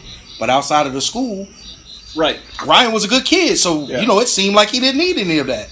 But I had uncles and I had aunties. I needed it very much. And I had the same thing in my, because we got a very close knit family in my family, and so I'm not only am I the youngest sibling, but on both sides of the family, I'm the youngest first cousin. I'm the youngest grandson. So you just spoiled everywhere. Oh, definitely not spoiled. It's that baby sister of mine that's spoiled. right. Yeah. Baby Jake. But I had a lot of older cousins and my aunts and uncles who, I mean, they really pour into you and they keep you straight You know, they make sure that you're not getting too and far they talk to you in a way that you understand it, because there are people who are out there trying to help. Yes. But to be fair, as cool as we are, it took a long time for us to be able to get to the point for me to say things how he understands it. Yeah. Because I was always talking to him as I was talking to me. Bruh. That's the key. Bruh. You know what I mean? I need to talk. He would look at me like I was crazy. That's right. That's right. So now look.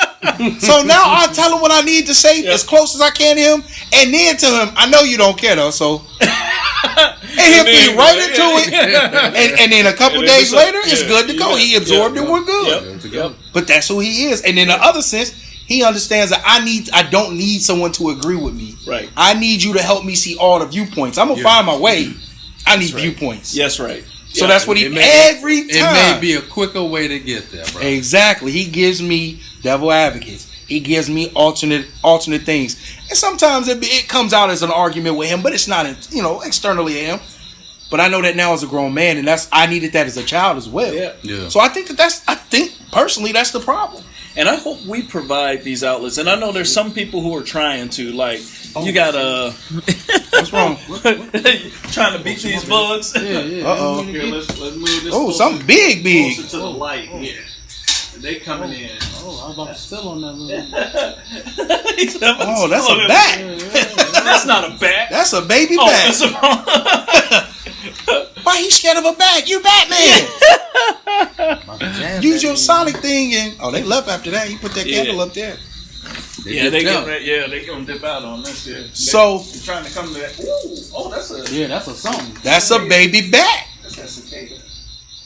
Oh, it's a cicada. He gone. Don't talk that motherfucker. You know I'm from the country. So. Oh, I see. He came right back in like, "What's up, country cuz?" Back to the show. We forgot we was on this show, but honestly, I don't want to get that right now. I think I'm with you. I hope that we are providing those type of things, at least for what you consider your community. Yeah, and so for me, one of the things I try to do is wherever I can, I don't like sitting like this. I can provide some sort of mentorship or give a donation or volunteer my time or whatever I can do. I try to do. Unfortunately, because of what I do, a lot of people don't think that I'm cool or whatever, Who wants to hang around an auditor all day? You know what I mean? So that's one of the things that I kind of struggle with, actually, is where do I fit in to try to connect with these young people and really try to help them in whatever way I can to make their life better. Can I give a suggestion? Yes, sir. Oh. I'm with it. Because you said earlier, it caught my attention. Yeah. You said you follow the money. I follow the money. These little kids like money. Yeah. So, I mean, with that, you can at least, I would say, in my opinion, just give them a money type of presentation. At least to get their attention. Yeah. And then tell them what you do. Because it'll teach them how to be in control of their money as well. Yeah. If you following it, you follow it for the whole county. Right. That is so you can at least teach them how to follow their own little money once they start getting it. You know what I'm saying? And that's something that we're doing anyway with our own kids. Yeah. So, in my opinion, that'll be a great way to do it. And I'm more than willing to do it, So. I'm one of those people, I believe you're supposed to present it what you got. Of course, I really like the idea, and I do occasionally. I try to present it to a child in a way that's childly. Yeah. I'm playful, so that's what I do. Yeah. It's easy for me to get along with children. Yeah. Me and his daughter kicked it Sunday like she knew me for 100 years. That was the first time that she and I kicked it. Yeah. And her brother wasn't around. But she kicked it with me like we was just the best of friends. Yeah. But to me, that's what I feel like it's supposed to be.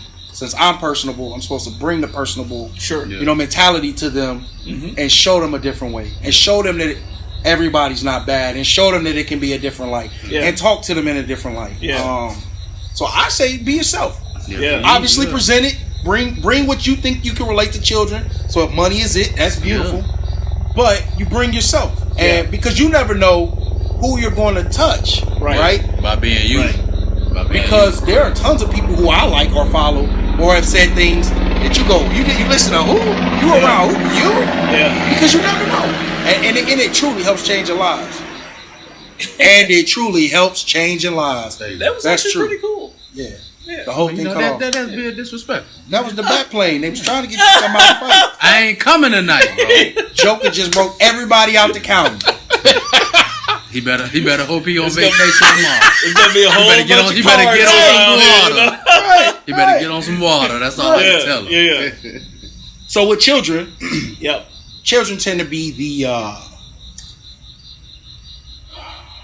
the biggest part of excuse me, the biggest part of violence, right? Yes. So usually early adults, children. There's a perception here that the violence rate has risen in recent times. You guys agree with that? You make him go first. You can think on it.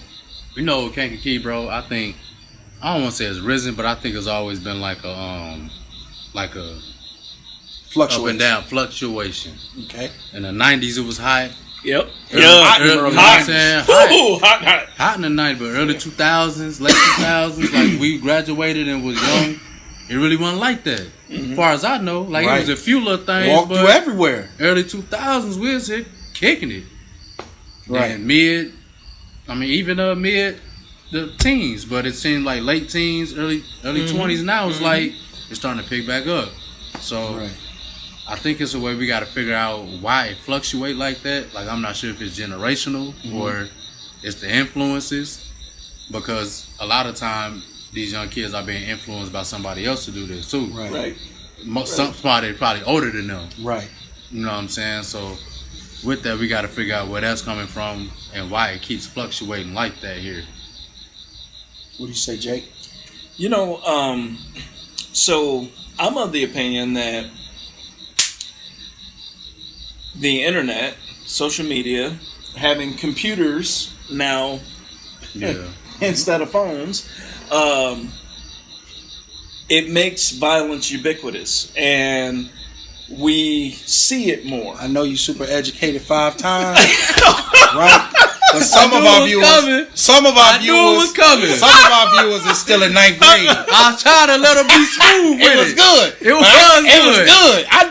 I know what it means, but I need you to tell what it means. So it's everywhere, Right. And you know. Don't feel bad. Ask him. I do it to every person who use a big word. Man, Shout out to the 9th graders, let them slide. the 8th graders, The 6th graders. Yeah. They definitely don't know. They might though. They Them might. 6th Are you grade smarter words than a sometimes- 5th grader? Hey. Sometimes. Shit, they Sometimes might I'm be. definitely Sometimes, so not. I hand them a remote.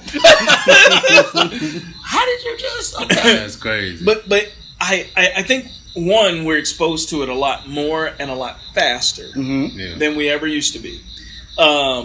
But two, like, I love history, so I'm a student of history. Okay. And when I think about violence in particular, I go back to the 50s, 60s, and 70s, and part of the 80s. Okay. This country was out of control. Racially violent. And not only did you have racial violence, one race pitted against another, but you had intra-racial violence. You had domestic violence. I was just about to say it. I mean, it just was a very, Wives very were regularly violent time. getting beat down. Wow, high. Yeah. On Because- that cheese. Yeah, I told absolutely. you I don't want meatloaf again today. Smack. But I love you. Right. Don't leave. Right. That shit was normal, bro. And you didn't talk about that stuff. You had sexual violence. Yeah. And everything. Everyone worked very hard. That's when the serial killer first Put that came. shit under the rug, and Well, let that shit the be. common serial killer. And then sometimes it was a little too close to the pulpit too. I mean, we ain't man. Look, Okay, There's and so so that Jake is the auditor, he throwing it on. I like it. Snitching in its finest form. Shout out to the churches. you rubbing off on Jake. Close to the pulpit. Hallelujah! Today is my day. We snitched on you. We snitched on everybody. Once I seen Ray, I said, man, he said you knew, no. huh? Man, You knew. that's Look. like crazy. Ray Charles said, in the church is where the most sex happened that he ever seen. He can't He can't even see. he can't see. Right. I said, I know it's real in the church then. If he watching motherfuckers, man, stop. Jake, he got So, issues. crazy. Go ahead. I'm sorry. But yeah. So anyway, so that's one of my things. So and then the other thing is that it is certainly a fact that starting, I would say, with our generation, and particularly in the black community, the black family has broken down. Yeah. Okay. And You think it really started in our generation? I think that's, Pick back up. because the baby boomers, because my parents were boomers. Right. And I think the baby boomers is really where it all started to fall apart, quite frankly. Okay. And it wasn't really intentional because you had all their folks, they were coming home from the war or otherwise participating in the war, Right. World War II, that is. Right. They were I'm listening. probably first generation property owners. A lot of them were first generation college students. In my family, like my generation, we're all the first generations in our nuclear family. Right. And that, but, and so it was a lot going on. And you still had all of those disparities. You still had redlining. You still had discrimination in the workplace. You still had poverty and all this stuff. And then when the gang influence really started happening in the 80s, like the late 70s, 80s, even into the 90s, what were they looking for? They were looking for family. They were looking for loyalty. They were looking for independence. Right. And they were looking for economic stability. Yeah. Right. The workplace wouldn't give it to them, wouldn't give them the chance. The home life couldn't, Right. because somebody was in prison. Rates were outrageous in the 80s. Yeah. So, You getting a good point out. Okay. But just us in there. in my opinion, and those were the people now having kids. Right. So when you come to today, I don't know that it's any more violent, but I think the hurt is a lot deeper. Right. And I think the impact goes a lot further. I think you're right on social media. I think the flip side of it is, so when a relative of yours died, it took, let's say 80s, early 90s, before social media, for the internet, it took the word of mouth for it to spread around. Oh, such and such died. Yeah. We're writing letters. Well, yeah, but, but yeah. again, it took time That's for it right. to get out. It did. So if one of your relatives passed, and I just met you Yep. we went and had Mexican food. Yeah. When we tried to do the thing, and I wouldn't know your cousin had passed unless you told me there, right? Right. Then I see you today, and I finally go, oh man, I didn't know. Yeah. That being so far away, the effect on me is a lot less. Now with social media, when your cousin passes, you post it. I don't even know the guy, but I feel bad another when it passed. Yeah. And that's why we need to use the power of connectivity with social media in a positive way. Positive way. And push those positive messages that you talked about. Agreed. But how do you drill that down? How do you drill that down to these young folks? Yeah, my boy. Well, you're not going to do very well social media wise. It's cool. It's running. Because unless you have platforms like this, which was part of the reason we made the platform. So we have young people come on. We just had Musa Man. I gave him. Oh, I love Musa Man. Musa Man got more shout outs to me. Man in a Babylonian. Except for Smitty. Smitty is the dude. Shout Oh, out to Smitty. Smitty. Everybody got a Smitty story. Smitty. He took my noise. I'm not gonna. That's our boy. Yeah. So, Clippers and Caviar if you need Clippers and is it Caviar? Yep, Clippers and Clippers Caviar. Clippers and Caviar. M.O. Mish, you need a haircut? Yeah. Holla at Smitty. Absolutely. But also you have to understand it's demographic changes and not. I guess that's the wrong word I should be using. It's people changing locations. Yes. So you have had a lot of the projects in Chicago that were shut down. People were pushed towards our area. Absolutely. You have had people from in New Orleans when it flooded. Yep. A lot of those people were pushed into our area. Yeah. That's not just including the regular people who have moved here. Yeah. So you have an influx of people as well who are Absolutely. not used to your base, your culture. Right. So and after the 90s and the 2000s, it calmed down. And then all of a sudden it floods and they get rid of the projects. Yeah. And now these new people have come in and it creates tension because they want to do what the people who have already established themselves are doing. Yeah. Yep. So that creates a problem. So I agree exactly with everything you guys said. I just think it's just that combination of things that comes together. And then like you said, you turn to the youth, how do we turn around? And But how do we here's my thing, is that So I sit on a lot of boards and I volunteer a lot, things of that nature, and so I see a lot of things that are non-governmental, right? Activity, economic activity. When I look at the black community in particular, I see, and I'm talking about being a producer, being an owner of something. Right. I see funeral homes, barbershops, salons, and clothing stores, and that's about it. Insurance company, maybe one or two black-owned insurance agents. So my question to you is, you got to really think about it. Those business people, if let's use him. Few He's real estate perfect. folks, but few real estate folks too, but not many. Right. We'll use him as a prime example. Yeah. He's a DJ, right? Yeah. So as a black man, knowing people who need services, right? And with black people being so heavily into entertainment, most of everything you said is based off of entertainment, or it's based off life situations. Sure. Yeah. Gotta have insurance, Yeah. so it doesn't matter what my race is, right? So, but then you have other people who, like him, becomes a DJ because not only is it fascinating to him, he can relate to the people, all of them, through music. So we as a people, we are very turn my nose up at somebody else starting something, be it because of price, disliking a person, location, for whatever example. We'll scream, let's support, but we're going to support clothing lines, DJs, Right. funeral homes, Right. everything you named. That's why But they go here's that my way. question: where are our black plumbers, electricians, accountants? Shout out to Larry Nolan, my roommate. Homie is an accountant. He's a black accountant. Shout out Very to Larry. good. That's my boy. Shout out to Larry. So You know, if you're hiring in the government, he looking. gas stations, Right. banks.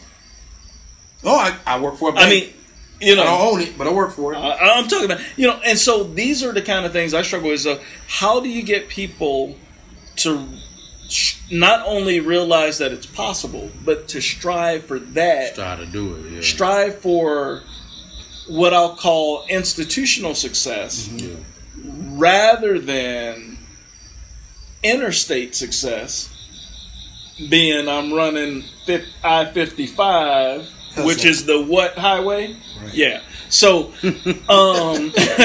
so anyway, how do you get people to do that kind of thing? That's tough. So, And to grind until you get it, because the work it takes to break through. We're not taught that. And that's what I was gonna say. Like, do you think that's because we're not interested in shit like that, or are we open to opportunities like that? You know what I'm saying? Like a lot of stuff we open to early. We open to clothes early. We open to insurance early. We open to barber. We start going to barbershops down there 4-5 years old. You know what I'm saying? Sometimes younger than that. Depending on how much money the family got. So we open to all that stuff that y'all name. DJs. Little kids go to parties and see that all the time. All the time. So we not. Go ahead, my No, bad. you good. No, good. So my nephew, right? He's 13, right? Shout out to Deshaun, right? Hey, Deshaun. Hey, Sean. So Deshaun was at my house, life situations. Deshaun at my house with me for a couple days. And so Deshaun had been in school the whole school year. And nobody knew, right? But that's on us because there wasn't enough research done. Well, that's a whole nother show. I'd love to do that show. So we're sitting there, and he's talking about playing this video game. He won't stop talking about playing this video game. And I said, nephew, what do you want to be when you grow up? My 13-year-old nephew says, well, when I graduate high school, I'm probably going to do like my dad. I'm probably just going to go to a warehouse, find one that fits me, and then I'll probably end up, you try to retire there. What? Yeah, you go to a warehouse, and then I said, who told you had to go to a warehouse? Where did that come from? You could go to college. Who got college money? You crazy. My grade's not good enough for college. You got time, bro. We can turn it all around, right? I said, you don't even have to have great grades. You can have okay grades, and we can find a grant for you. That government will pay money because you have okay grades to get you into a school, my man. You ain't got to pay a dime. Really? Yeah. I said, you could be anything. He looked at me like I was crazy. What's anything? Nephew, you could be anything. Name me something. He said, I think first thing he said was a police officer. Matter of fact, it was, because that's how I got here. He said, I couldn't be no police officer. I said, a police officer? Now you could be way bigger than a police officer. I said, you could be a lawyer who defends the guy who goes to jail for the police officer. And he was like, what? I said, yeah, you could be in the courtroom. You could be talking to the judge. Excuse me, Your Honor. He said, I could. So I could be the judge. I said, it takes a couple steps, but you could be a judge. His mind was blown. He thought the world was just reinvented. Going to the warehouse. I could be a judge. Well, you got to start off as a lawyer first. Yeah. You work your way up. Right. Be like my man's Jake here. Go door to door. You get elected. Get 5 of them things. I said, you get elected. He said, I love to be a judge. Yeah. He said, I ain't going to be like them other judges who treat everybody wrong. Yeah. The first time you come in, I'm going to be like, yeah, you know, take your time. You got a little life ahead of you. I don't want to see you go down the wrong path. I don't want to see you no more. But the second time, Uncle Ryan, the second time he come in there, he in my court now. Yeah. It sounds and like, he talked about it for an hour. He loved it. Who's the guy in Rhode Island? You ever see the judge from Rhode Island? That old judge. Which one? He's a traffic judge, and he's always giving people a break. Yeah, the older white dude. The little yeah. Oh, it is so good. Yeah, he cool. I never seen it. You have to send it. I'll send it to you. Yeah. But yeah, we don't get put in those situations. Right. Like, so as a child, you know, as a black child, think about it. We all either want some type of role that is full of power, president, police chief, right? Because we don't know what it takes to get there, but that guy got power, right? Or we want to do some entertainment, and that's what's presented to us. How many times have you sat down to somebody and told them you could be a stenographer? You could literally sit in the courtroom, type out what they say, and make great money. Yeah. Nobody says that. Or better yet, you could be a calligrapher. What's that? And people pay big bucks for that. You could be part of the investigative. You could be part of the investigative unit for the district attorney. Right. You could be the CSI guy in the background who's looking at, oh man, these signatures match. Right. I got keynotes that show me these signatures match. Nobody's telling these children this. Not in our community. No. Be great. And that's higher than a warehouse, bro. So just by you telling him that shit, it just got him paid. And there's nothing wrong with warehouse work. No. People can do that. But that ain't the limit. That's not the limit. That's not the ceiling. Yeah. And oh, by the way, if you want to work in a warehouse, how about we figure out how you can get the warehouse where you own the warehouse? That's what I told them. Yeah. And McKesson and J&J and Armstrong, these people are paying you to put their stuff in your warehouse. That's what I told them. I said, nephew, you don't want to be a judge? That's cool. You say you want to be in warehousing? What are you going to sell in your own warehouse? Hello? I can sell stuff in my warehouse. You can sell a whole bunch of stuff. I said, nephew, you can sell the tops that go on top of Pops and sell them to the Pepsi and make a killing. Because you outbidded somebody else and you found a cheaper way to make them and make a killing. Make a killing. And then you can call your buddy who you know is a trucker, pick up a truckload of that stuff and run it to him. And run it to him. And that's things aren't given to most black children that way. Yeah, not we like can that. listen. We can keep going on the jobs that you never in your lifetime heard anybody have a county auditor. I never even heard of a county auditor until you guys. I was like, oh, my boy Jake in the county, and he's not in the county. I love it. Oh God, you know what I'm saying? Yeah. How many black people you know have had a county position? Period. He the first one. No, elected. But I'm saying had a county, not city. He the first one. To me, he the first one. That's the dude. Shit. That. Why do you think every time you say his name, that's the dude? That's the dude. That's huge, my man. Yeah. And you know, I never really realized. Matter of fact, my boy JJ Hollard. Shout out to JJ. JJ will be on the show soon. Next week. He actually was the one who really kind of drilled it into my head, and also Alderman Fred Tatter. Okay. Shout out to Alderman Fred. That it was significant what I was fortunate enough to accomplish. Yeah. And I really didn't realize the significance of it really until probably 3 years ago. Right. I mean, and it kind of started sinking in with me, and I really today am like, how do I make a difference? Yeah. Because I won't be here forever. Right. And I got to make the biggest impact I can. Right. And if there's any young people that I can help them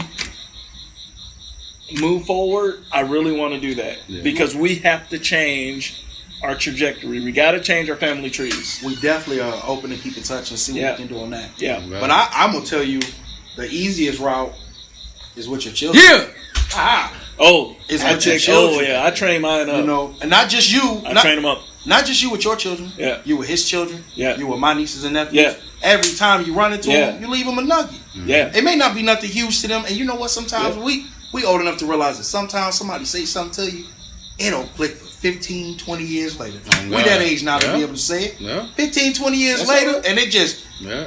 I remember when my uncle, I remember... That's right.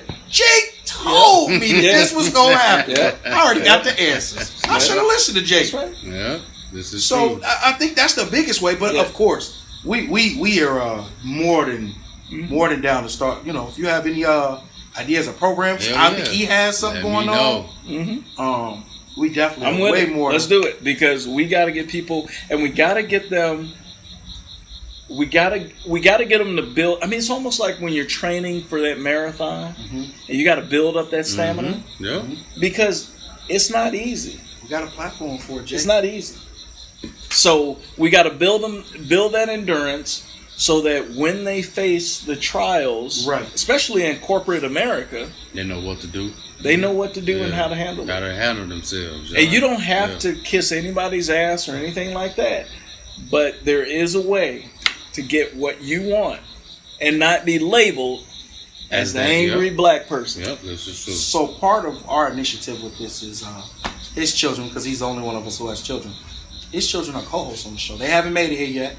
They're co-hosts on the show. So the times I don't make it or he don't make it, we're going to have one of them. Absolutely. And they're going to be on the show. Good. And there will be times where, should have happened today, there will be times where his children come on the show as a host while we're here. Yeah. Just to talk and ask questions and bring their friends. And Absolutely. Yeah. we encourage it. You know, we encourage people to, hey, if you want to put your kids on the camera, bring them on. Yeah. Because it's a connection. And in this platform, they don't realize how big it is for them. Yeah. Yes, it's a small show. Not a podcast. It's a show. Come on, man. It's a small show, but Tell 'em. it's a stepping stone to get you where you want to be. I put up a Facebook post today asking people what did they want to do when they were younger, right? Yeah. And my follow-up question to every single one of them was, what happened? Yeah. Even if I knew what the answer was, what happened? Life. And then, and that's what most of them what said. I wanted to be. And every person after that, even he put up some crazy, he can tell you. He put up some crazy stuff. Even I encouraged it. Yeah. If that's the Lord help us. Yeah. If that's what you want to do, my man, go do it. Yeah. So then everyone who I said, not everyone, but quite a few people who I said it to, and this post got a big response. It's still going. Yeah. Well, what about your dream? Because I wrote that I wanted my own radio show. Look where I'm at, Jake. Everybody has this idea that you have to be this big all-star making it to, man, I love this. Right. I love this. This is awesome. That's why when he asked, it was nothing. Yeah. Oh, you want This my is alley? awesome. Let's go. Yeah, let's go. Yeah. Let's go to the motherfucking show. That's it. At the red light, working on the headlight. Let's go. Shout out to Gorilla. The comments Shout out of Broke to Dusty Gorilla. do not always reflect Let's the all get it. in show. Hey, let's get it. That boy is. Yeah, man. Do you guys think that violence is higher in poverty areas? Absolutely. Think so? I do. I think certain type of violence is, Okay. Good point. certain type. That's a good That's point. why I perfectly worded that Good question point. that way. Yes. Certain type Perfectly of worded it that way on purpose. Because it's the violence with the stigma. Yeah, the stigma violences are here in Yes. the poverty spots. Yes. But the crimes that happen with them ain't Absolutely. publicized all the time. Absolutely. So it's one of them. Low poverty areas are more prone to have it publicized in newspapers, on social media, Yeah. and on all media outlets Yeah. than they are in less poverty.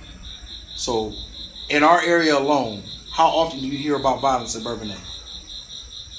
But if you go look up the statistics for violence in Bourbonnais versus Kankakee, it ain't that far off. Now, granted, like you said, it depends on what the violence Depending on is. what's happening. Yeah. Right. Because in our culture, spousal abuse is kind of died down compared to what it once was, right? Mm-hmm. Some other cultures in different areas, it has not. But those are hush-hush situations because they don't always go to jail. As protocol says, somebody's supposed to go to jail. Yeah. That's the new protocol Case for the in county. point with the situation that happened with the guy and the wife. Yeah. Where he murdered the wife and oh, in the backyard. Himself. Yeah. Right, yeah, in the backyard. Oh yeah, your boy back. Bro. Here's you my out of buddy. night, broke Dusty Night? Black Night? Yeah. Oh, you know what? Where's my fly swatter? Oh, there y'all it gonna is. get live action Jake. Not only is he the auditor, he's whooping them flies. Man, I'm about to try. Let's go! Let's get it. Because, man, they out tonight. Because they coming. It's all these lights. Yeah. So what aspects with the youth would you say make you hopeful for the future? We can sit here and talk about what they need, but what could we say this generation, we can say, we can take and say, we have pleasure in this. We can take this and go somewhere with it. We know that this is an aspect that they got and they'll be able to run with that most generations never had. They have resourcefulness. Okay. Not only do they have resourcefulness, but they've got technology that allows them to be resourceful. Mm-hmm. And having technology coupled with their own creativity and their own ability to do things empowers them in ways that they probably don't even realize. But I think that if properly channeled and applied, they could very easily sway a lot of people in a short amount of time to do things. Yeah. Hopefully positive things. Right. But they can really influence in ways that, I mean, you back in the day, you had to go from city to city to city to city to city to city to city. In car. And today, you make a tweet or a snap, the whole internet, and get paid. All of a sudden, you got all kind of folks mobilized. Soulja Boy, the rapper Soulja Boy, straight off YouTube. That's how he got famous. I didn't realize that. Soulja, don't get us. Soulja? All right. Yeah, don't get us, Big Draco. Straight off of the internet. He was founded off of YouTube. But people, I hope all these shout outs are getting some shares and some likes or whatever, you know. What were you going to say? No, I was going to say technology. Everybody talk, well, some people say technology is bad, but like you were saying, that's an advantage they have, these kids now, because they can put shit out positive or negative quickly, and they got a big influence on that. That's dope. Yeah, you're right. Yeah. Y'all want to know what I think is less spoken about for this generation than any other generation before them? They don't carry the weight of their forefathers on their backs. Yeah. All of us carry the weight of what our parents suffered and went through. And I will say that our generation, I applaud all of you as parents. For the most part, the weight of the demons that your parents dealt with, and your demons, y'all not pushing that off on your children. That shit your child is allowed to be themselves, and they don't have to carry the weight of, well, we're not smart, so don't do this. Yeah. We don't. We're better than this group, so we don't worry. Be you. Yeah. Be you. Don't get in trouble. Yeah. Be you. Don't get in trouble. Tell them again. Don't get in now, trouble. if you want to don't do no dumb shit. Kane. That's it. The other one too, Kaylin too. I ain't gonna get both it. That's of my them. girl. Don't do nothing stupid. Yeah. Do what we taught you when you're Give in me public. that purse. Yep. And you can do what you want. When we ain't around, just present yourself right. Yeah. You know what I'm saying? Go to school, you straight. So think about it. Honestly, think about it. When you were, this is another part of it. So they were taught violence is the answer for teaching a lesson. Sometimes you learn the lesson, it still got violence. Right. It might just be a smack upside the head. Right. Not even necessary. Think about your children now. When they make simple mistakes, you're not always aggressive at them. Right. You're not always overly. Right. Sometimes, hey, look, what you doing? Right. Let me help you. This is your help time. Right. Let me show you this way. Now, if I say again, I'm gonna show you how I was taught. Right. But this time, let me help you. Yep. And that's huge. Because imagine if either of you had that. I'm not saying that our parents were the end of the world, because they went through things that we couldn't imagine as well. Absolutely. They were way more Neanderthal how they were raised compared to how we were raised. They were. You know what I mean? Just limited parenting, bro. Yeah. So, but again, it's cultural. So things changed and they grew. They getting zapped. Got his ass. That's him. That's big boy. Got his ass. Hey. That's taking a lot of electricity. Yeah, don't get him. That might be dinner for somebody. Bobby Boucher. Got it. Squirrel. That's a bug in the zapper. If y'all were wondering what's going on. Yeah. Tear his ass up. Oh, said Gatorade. H2O. Gatorade. My mama said. Mama said Gatorade's the devil. Mama said, that's cute, kid. How old are you? 9, 10? I'm 31 years old. What? That's my movie, boy. There's something wrong with his medulla oblongata. Right? Speaking of something wrong, Jake, what is the weirdest food, the most unusual food, the most uncommon food that you've ever eaten? Oh, I've had a lot of weird stuff. Let's go. Yeah, you've been in the service, so I'm pretty sure you've been exposed to everything. I've had. Well, I don't know if it's weird, so I'm not trying to offend It's anybody. your version. That'd be But all right. I've had goat. Okay. I've had You from probably. Hopkins, you can get it. Come on. Come on. I mean, obviously, I've had like gamey stuff like squirrel and Right. raccoon and all that. I've had. Trying to think of what exotic stuff I may have had.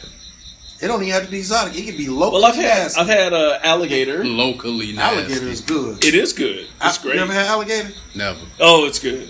Alligator's good. I had it in. Shout out to Smitty. Smitty is the one who got me the alligator. What? Yeah. Shout out to Smitty. Where were you at? The Taste of was it? The Taste of Chicago. Really? Yep. Okay. I was in Oklahoma when I ate. Yours was probably Okay, a lot okay. fresher than mine. They not bringing no gators up here. Oh God. Yeah, I was in Oklahoma. Right. So yeah, it was delicious. Mine might have been crocodile. Well, something. It might have been Lake Michigan catfish. What's Yeah, might have been. Goddamn it. Right. Fucking with you. Good though. Yeah, whatever it was. Right. Yeah. Seasoned it pretty good. Tastes like chicken.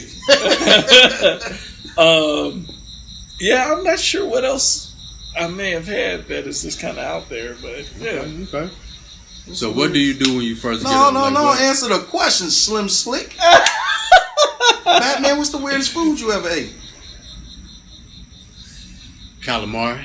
Calamari. Calamari, I love It's fire. calamari. Calamari is Yeah, fire. It's fire. Yeah. That's probably it. This went somewhere. This is a public service announcement Yeah. to my people. Please quit eating pig's feet.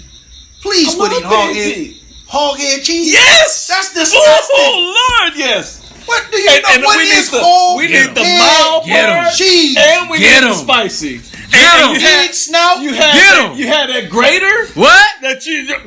What? Get his ass. Boy, Get him. well, you're What not he black and you ain't had no hog head cheese. I had it. I ain't know never. When I asked what is it, they said, And also, I ain't eating and that. it's All the leftover parts is seasoned. only on Balls and saltine butt- crackers too. balls and butt Only hairs. on saltine That's what you crackers. telling me. Wait, hold on. You asked what it was? What is it? How am I supposed to eat this? Man, you not quit eating that. No. Quit eating hog Eat balls. it all. Quit eating turkey Hog tails balls. and quit. Oh, you tripping, bro. Oh man, Nigga, I love it. He's tripping. Get his ass, Jay. Tail. tripping. You eating Turkey- tail, bro. You eating tail. You eat tail. You don't eat ass? This ain't for this show. Come on, man. That ain't for this show. Alright. Boy. Jake, see where you go. Come on, man. Look, ask You your talking question. about tail? Ask your question. Ask Come your on, question. man. No, you cut me off. Fuck that. No, you done cut broke Wayne off. Go ahead. No, come on. Nah, I'm Take good. your cape off and tell us. Let's get it. No. That's it. That's the nastiest. That's the nastiest thing you ever ate. That was it. So what do you do when you first get up, bro? What gets you moving? What's your favorite song? Or what do you do? What's something that just gets you ready Your for morning the day? routine. Every day. So, believe and it's gonna sound, but the first thing I do when I get up is I do say thank you, Okay. and then I go put on some coffee and I stretch. That's what's up. Okay. After I stretch, I usually start reading. I was taught a long time ago by Harvey Stein. He's Jewish, obviously. Mm-hmm. Mentor of mine from my early days in the Navy at the Naval Academy. Yeah. And Harvey has just been a very instrumental part of my life for a long time. Shout out to Harvey. And when he first met me, or when I first met him, I guess I should say, and the first present he ever gave me, can you guess what it was? It was a book. It was a book. Okay. You're holding it very well. And I am. And he wrote me a note, and he said, Jake, make your plan, write your plan, execute your plan. That was all he wrote to me. Mm-hmm. And the book was Good to Great by Jim Collins. Oh, That's nice. the first book he ever gave me. And he's given me several since. But we want to share something with our accelerated reader champion who think he read more than me, but go ahead. oh, wow. We ain't got to get into that, my boy. So I read 10 Asshole pages, show. a minimum of 10 pages a day. Okay. Because at 10 pages a day, it takes you a month to read any book, pretty much, unless you're reading War and Peace or whatever, Yeah. you know. But so I read, and then usually I have a BM, and then I listen to my daily bread. Okay. I feel There you. you go. Got to Get that shit up out of Listen there. to my- You said better out than in always. Get that shit up out of there, man. and I listen to my coffee is daily doing. bread. And Stretching then the it's coffee, kind of like yeah. just get started with the day. So like this week, my task was to write my nephew who's in prison a letter. Yeah. I always try to write him a lengthy letter because I mean, what else does he have to do, right? Yeah. You know, Right, so right. I update him on nice things of that's going on in the family. I give him some things that I've got going on, some thoughts and things Yeah. that I hope Right. will encourage him. Send that to him. I'll do emails or whatever and that kind of thing. But Okay. for the most part, and then it's get the young ones off to school. Yeah, you know. for sure, So, for sure. but the key is every morning you start out with gratefulness. Okay. You stimulate your mind through reading. Excuse me, and you get in that word. At least for me, that's what works. That's beautiful. And that's how I start off every day. That's a big positive. Okay. And it starts early. On God. What time do you start your day? Usually it's between that 4:30, 5 o'clock time frame. Okay. Because everybody else is asleep. Yep. That's Yep. true. And that's my time to be at peace. Okay. And to really connect with my creator, connect with myself, and really Center, get square. year one. On Yeah. God. Center. Yeah, be by Yeah. yourself for sure. Yeah. Yeah. What about you, stress boy? You stressing me out. What about you? I got to get up, bro. Get up, go to the gym. I go hoop in the morning. If I don't make it to go hoop, I do yoga at the crib. Turn my music on. Okay. And just chill out for that little bit of time till I clock in. What time do you normally get up? About 5:15. Okay. 5:15. Kind of music. Anything. See, I'm a Any music of person that too, because I like. Yeah. Depends on what mood I'm in. Yeah. Sometimes it might be more gospel-y inspiration. Sometimes it's country. Yeah. Sometimes it's You R&B. can do Sometimes country. Can Oh, I? man.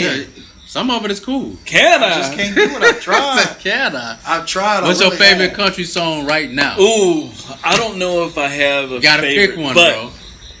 I'm kind of a romantic too. So Okay. Okay. So one Okay, of your my, favorite song. One of my period. favorite songs right now, though, Right now. is Luke Combs' "Beautiful Crazy," Okay. Luke Combs, beautiful. and that song just really resonates with me for a lot of reasons. Okay. But my favorite country song in general, I don't know. Yeah. I have to think about that one. I got a Yeah, I one, got a lot of 2, 3 Mississippi. I forgot Buddy name, but that's my shit. It's Tennessee whiskey country. Yeah. Sound country. It is, yeah. And Tennessee whiskey is the only country song I like. I like Red Because Solo. Chris Cup, Stapleton remade it. That's Ah, like the okay, popular okay. version now, Right.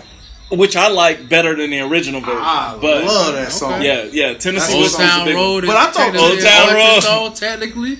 That beat cold as hell. It is. To it me, is. Tennessee whiskey has a very bluesy, It does. orientation It to does. and that's It does. probably why it brings. I Yeah. love the blues. Yeah. Okay, Blues okay. and jazz for All sure. right. But yeah, I just turn it on random, bro. Yeah, I do too. Can't I like do it. You just turn it on random. I might First song have gotta some. be right. It might be some show tunes in there. It don't even matter. A little Pavarotti, Okay. or I mean, I love it all. There's nothing wrong with that to be a music connoisseur. Yeah. You gotta play I love everything. it all. Sure. Open your mind up for sure. And you get your backs out of They here. are They really, out of here. They know Watch, that. I'm about to. Uh-oh. When they come back through here, I'm gonna go wham, and they go, oh. Do you think, Jake? You should have swung. I You should have swung. You'd have got that bug. I would have. You'd have got that I'd have to pull out the thing and get him. bug. So, Jake, you say you're a parent. You said you have two children? 2 girls. Yes. Very nice. Very beautiful. Yes. So, what was your relationship like with your parents? You had to try. You had to I double drink up. to that. Look, I had to look at my glass like, do I need a drink? So I'll start with my father. Okay. My father and I had a very rocky relationship. Okay. He was a good person at his core, Mm-hmm. but he and I really didn't get along well. Okay. And he was a big part of the reason I moved out when I was so young. 'Cause Yeah. How old were you when you moved out? You didn't tell us. I was about 16 and a half. Okay. Okay. Yeah. You've been around for a long time. Right. You knew everything at 16 and a half. I'm out of here, bro. Jake, you knew it all. Yeah. I gotta do what? I'm gone. Yeah. I'm working anyway. Yeah. And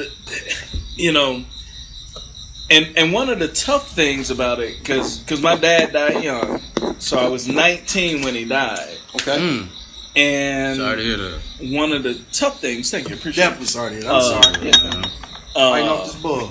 But one of the toughest things for our relationship was, so at the time of his passing, I was already in the military. So I had moved away when I was, was I even 18 at the time? Yeah, I just made 18. It was the summer after I made 18. By the fall, I was living in Maryland. I was at the Naval Academy at that point. Mm-hmm. And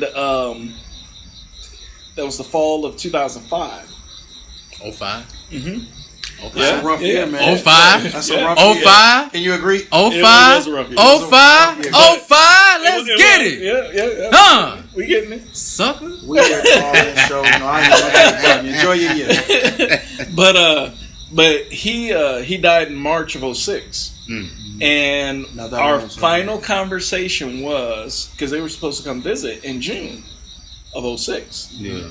And we talked about how he actually, and he never used to talk about. My dad was one of those guys who's very stoic, and he never complained about anything. Not in front of you, anyway. Worked through his pain, and right. turns out especially toward the end of his life, he was in way more pain than anybody ever knew. Yeah.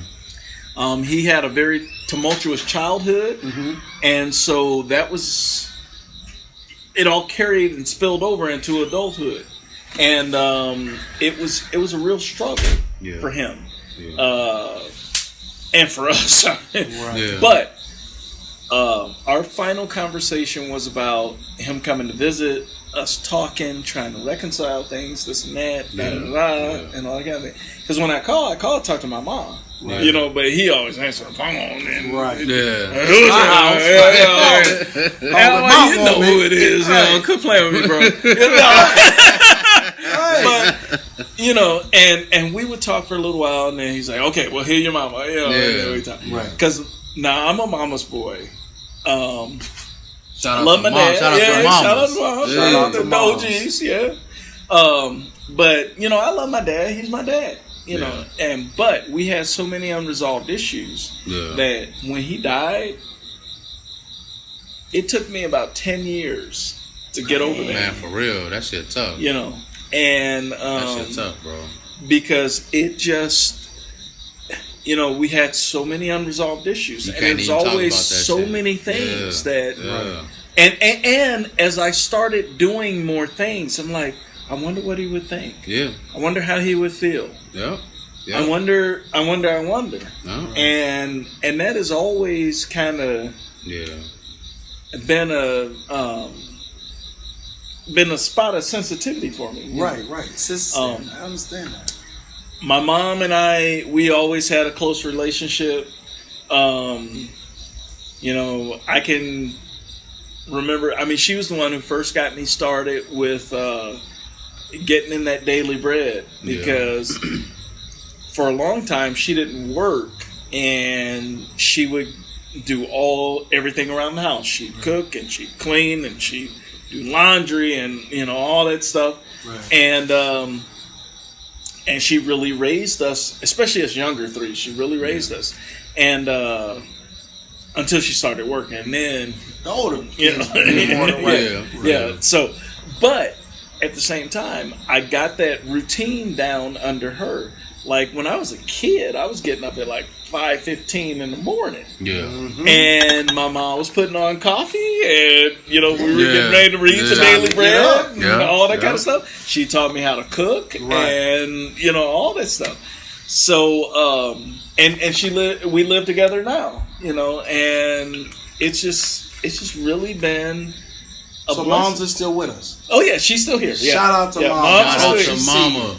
And you know, and her family, they all die young. Yeah. You know, they usually die on or before they make 59. Right. Her mom died at 59. Lots of her aunts died at 59 because they have the polycystic kidney disease in that family. Okay. And she has it. But she's now outlived pretty much most of them. Yeah. And she has one living sibling, and she has 2 living aunts and 1 living great uncle. Okay.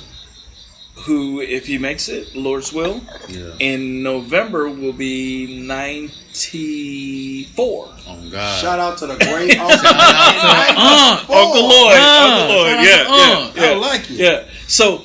But call me with no mess. I'm 94. But most of them die young, right? And so we are blessed. Every day she's still with us. We are blessed. So. That's right. Because they all die young, and so she and I have always had a close relationship. She's you know. She's always been my parent, obviously. Yeah, right. Yeah. But like as I've gotten older, obviously she's become more like my best friend, my confidant, things of that nature. Right. And it's a blessing to have a mother like that. Your mama like that. You know, it is. I love it. Because that's my mama. And So how does that relate to you as a parent? It relates big time. Because she's still like, especially when she was younger and how we grew up. Mm-hmm. So she had this belt called Big Red, and That's what I'm talking about. The named weapon. Your mama have a named weapon? Named weapon, bro. Your mama have a named... The belt. Yeah. The belt. The paddle. Yeah. The belt, bro. The paddle. Hold on. Now, did the paddle have holes in it? The paddle had a heart big as your fist. Never in anger, always in love. Oh my God! My little sister, I should call her right now and haven't said it out loud. She know the words by heart. But it started never in anger, always in love. Something about correction in the right direction. Bless these cheeks in the right direction. Bless these cheeks. Not the cheeks. So before I whoop your ass, I'm gonna pray for you and bless them. The paddle had his own hanging spot and everything. Then it was crazy, bro. Oh, my dad's did it too. And there's one of my belts. But see, he look, bro. This is one of my belts, bro. You gotta put it back on. I have to put it back on. Get my ass whooped and put the belt on. Hey, you knew which belt she wanted. Sorry. Now look, we were from the country. Okay. So switches. Woo. Switches. And if you get one too little, you get hit with this one, and if it was too big, did I just feel that? I you felt good. That. You good. Yeah, look. If it was too That's how you used to get whooped? Yeah. When you was really doing all that help. They talking about some child abuse. That shit was normal to us. They talk about child abuse. Listen, I gotta say it for the show. Yes. If the switch was too little, you got whipped with it. Oh yeah. And then you had to go back, get the right one. If it was too big, they broke it over you and go get the right one. You know which one to get. Now I've been ripping this tree up for years and ain't that big enough. And look, John Lee, that was my dad's name. So he used to grab. That's crazy. And then if it wasn't quite right after he got done tearing you up, he then would take it and then he just shave it down with. I got some. And he like, I got something for you. Bro. And then the paddle, like, he drilled holes in that paddle so it'll suck them to you. chips in. Yeah. And then rip it off in it.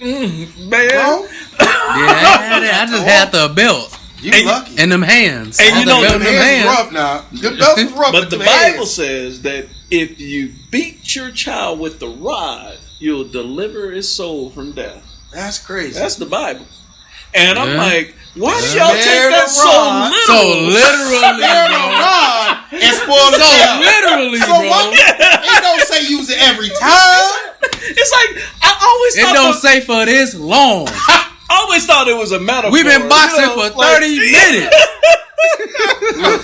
Y'all ever get a whooping so hard you get all wept up? It's kind of bad. She was real for us. It was really bad. Yeah. Then they come back and try to be nice afterwards. Bruh. I'm sorry, you shouldn't have did what you did, and you wouldn't have got it there. I didn't mean to give it to you like that. Let me You take sit here, barely can sit down. John Lee He never got one. was nice. He don't never No, tell a He story. was never nice. No? let me take you to that little store you like. After you get your ass whooped. Yeah. I don't want to go no damn Yeah. store. Stove? My ass hurt. Oh, we weren't going anywhere. Yeah. Because, see, We didn't get no we food all like was that. on the couch talking about, Yeah. shut up! Shut your ass up. Before I give you another one. Come on, man. Shut your Why would I mouth. want another one? Say this. Shut your mouth before I give you something Something to to cry about. No, If you man. ever experienced these type of whoopings, please Ooh. in the comments You just down. gave me some. You just gave me 30 minutes of something to cry for, bro. Ooh. Make another noise, and I'm gonna make you make noise. You made me make the first noise. Fuck. You know what I used to do? So I had the nerve to sit up there and act like, I remember one time I was getting ready to get beat. Notice I say beat. And after the first couple licks up, I had the nerve to say, "Oh, that ain't hurt." Lord have mercy. I don't know what I was thinking. Cause John Lee It hurt after that. Oh yeah. Right there. Hurt, right? Whoa, Oh, yeah? my ass out. Oh, you Oh, gone? You in my house and you ain't get hurt? Oh, You yeah? Oh my god! Yeah. And then when I fell on the floor, like, oh Right. shit! I'm thinking he You gonna down have there mercy. gone? Swimming with no water. Swinging you back up I there. know. And because they grabbed you. Man, bro. My bad. You swimming on the floor, no water, trying to get away. Oh Lord! This hurt me more Then than it it don't hurt you. How? How? How's I'm in that a lot. possible? You are really How? in a lot of pain. Right. When our mamas come on the show, we ask her that Man, question. how? Yeah. We bringing our mamas How? on the show. Yeah, How did it hurt Yeah. you more? It still hurt me to this day. we digress. We digress. Back to your lovely babies who don't get the beatings. But yeah, you know, so now I'm more hurt of the real thing. good. I want to, like, I want to teach them. I want to give them guidance more so than I want. Now I did get after them when they were younger. I did, you know. But now it's like I want to give you guidance, and I want to show you that you don't have to have the pathway. Because a lot of people think that just because of what I do now, that it was an easy road. Yeah. You know, because it's very easy to look at somebody and say, "Oh yeah, you know, whatever." Yeah. You know, they're a nickel above breakfast or whatever, and you know they made it. Right. But no, we haven't made it anywhere. Man, we still working on it. We're working on it every day. Right. The Apostle Paul said that I have not yet apprehended what I should be. But this one thing I do, forgetting those things that were behind, but I press toward the mark for the prize of the high calling, all that. And so that's what we have to do in our everyday life, is that we have to continually strive to be a better us. And I try to tell the girls that, is that don't ever, Harvey actually taught me this. He said, don't ever believe your own bullshit. Oh, God. He told me that over 20 years ago. That's good advice. No, for real. And I took that Seriously, on a lot of levels. Is that not only am I not going to believe my own bullshit in terms of when I think I'm less than, but I'm not going to believe my own bullshit to think that I'm more than too. either. Right. And I'm not going to believe my own bullshit to think that I'm better than the next person. Oh, God. Because if it were not for the grace of God, where would I be? Yeah. God is good all the time. All the time. All the time. God is good. Hey. Is he worthy? So before we do our final segment, you've been a blast. Truly appreciate you. My bad. No, get it. That's your show. You good. Absolute get it. I ought to move my chair back.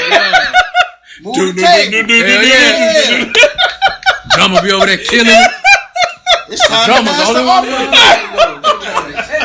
offering. So you know, I used to. So I don't know if you know this about me or not. What's that? So after my accident, I always wanted to be a preacher. Always. Nice. Always. That was my, goal in life. And I fulfilled part of that, Okay. So I eventually went on to get licensed and ordained and all that kind of thing. And I used to preach all over the state of Illinois. And when I went to Maryland, all over Maryland, Washington, D.C., Baltimore, and all that. And, that was my thing. Did some weddings, some funerals. Children's ministry is where you're supposed to be. So I want to Probably say this not. to you. I hate kids. Not to I'm just playing. I'm playing. The reason I say that is don't edit that. We don't edit it. All of this It's on. from the moment he said start the show. That's the show. Yeah. So I want to say, I give you mad kudos. So many people we ask, do you have any questions? Is there anything you want to present? You're the first. I don't want to say the first, but you were one of the first people who presented something that was true to your heart. Yeah. When it came about talking about helping the young people. So we've had people write their own questions. We had one group do that.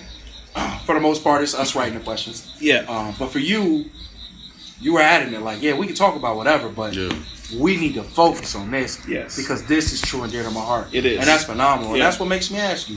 Maybe children's ministry is where you're supposed to be. And it may not be the regular Orthodox way. It may be an unorthodox way to get it across. So, see, I've never thought about that, and that's for me. Like, I love to, when it comes to children ministry and that kind of thing.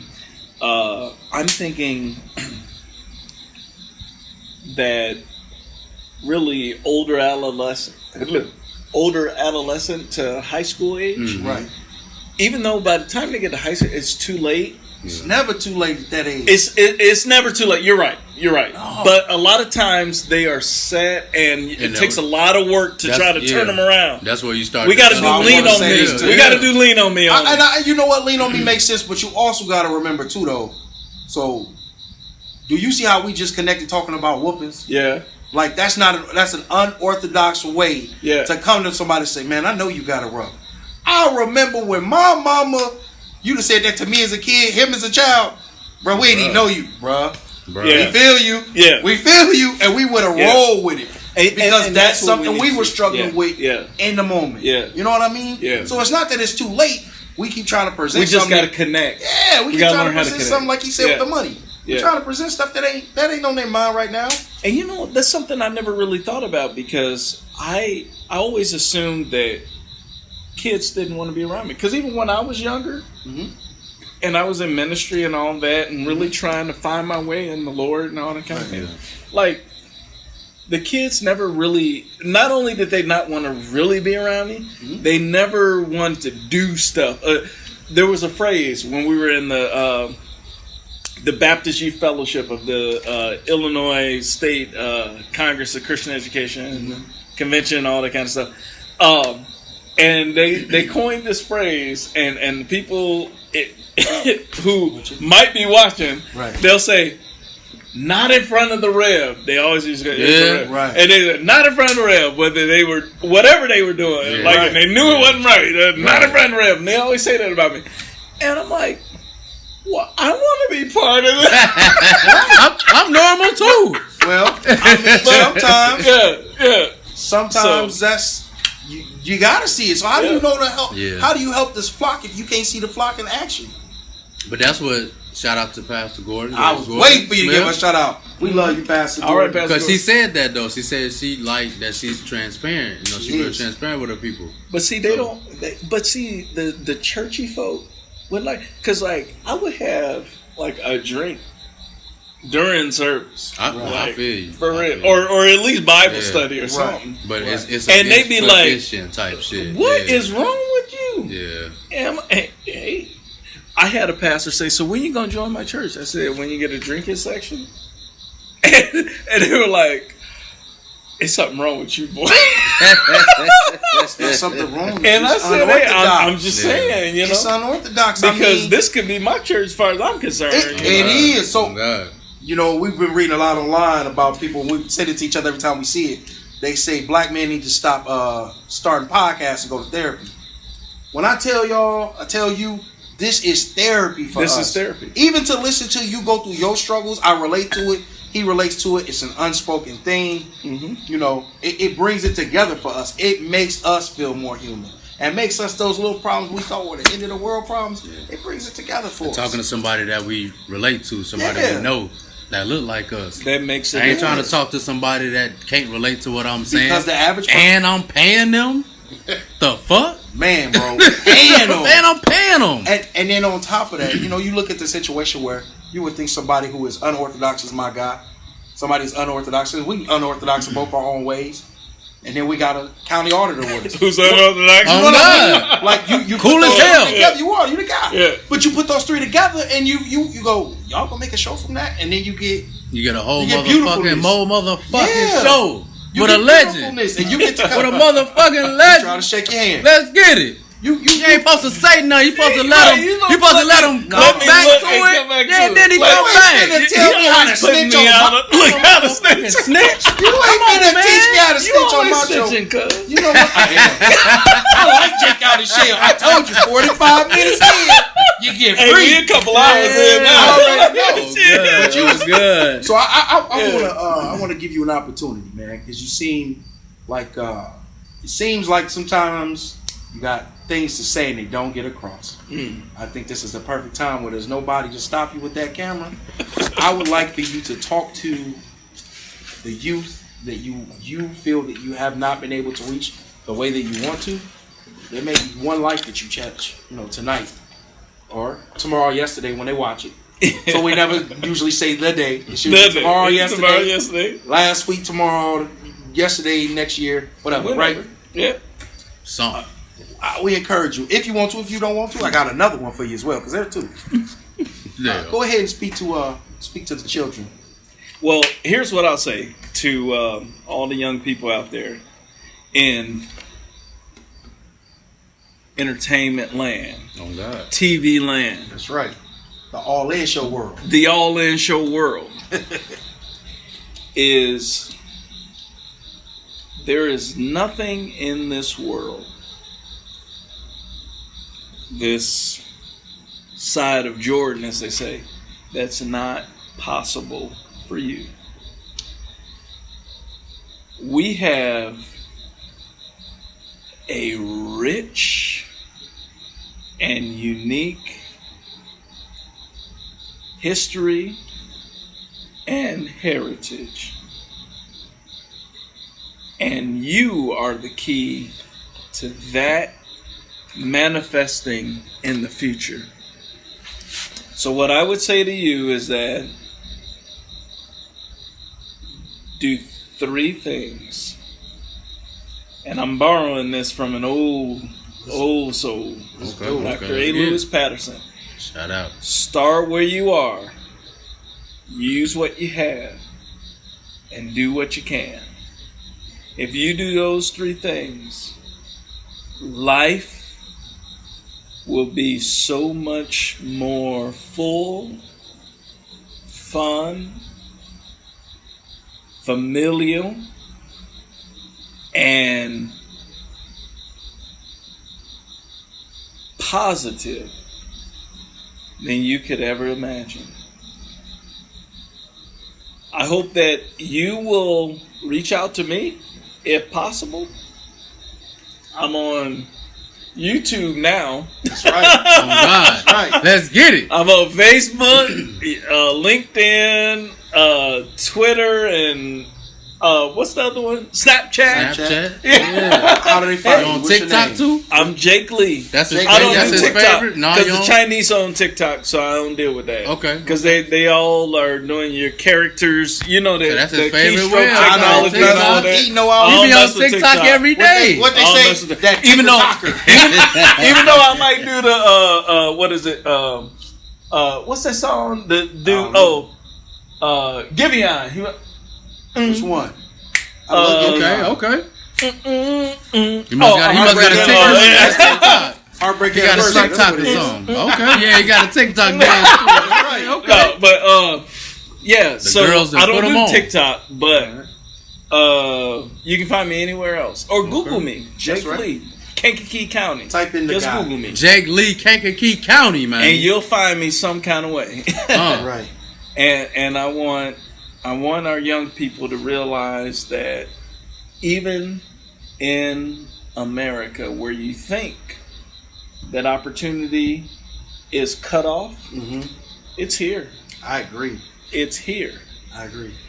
And we have people who will advocate and will support and educate to give you the access to the opportunity. A lot of times the opportunity was there, but the access wasn't. there. Right. Now we've got the access. Hell That's yeah. true. Hell yeah. And so I need these young people to holla at your boy. I'll at my boy Jake. Because we're going to get you access. Oh, God. So normally We're we gonna do get shout outs at the end, but we're not gonna do shout outs today. No. We're gonna do it just a little different. All right. All right. We're gonna let Jake take it out. Jake, so if you were to talk to your children in the future, leave them a message. And that's how we're gonna end. Woof. Children in the future. Well, we need to get up, man. Do it? I'm Yeah. up. Let them have the flow. Let's get it. So I've got girls. So I'm going to say, girls, if you see this, this is your dad 30 years from now. Big Jake. You. And first of all, I want you to know that I love you. And there's a cicada. Because we're country. We're country. It's gone now. Go ahead. Sorry, bro. But first of all, I love you. And I want you to know that I only wanted the best for you in life. Now, I'll qualify that with the fact that the best I can't give. The best comes from not only the higher power, but from yourself. However, what I did want to give you is a chance to be more.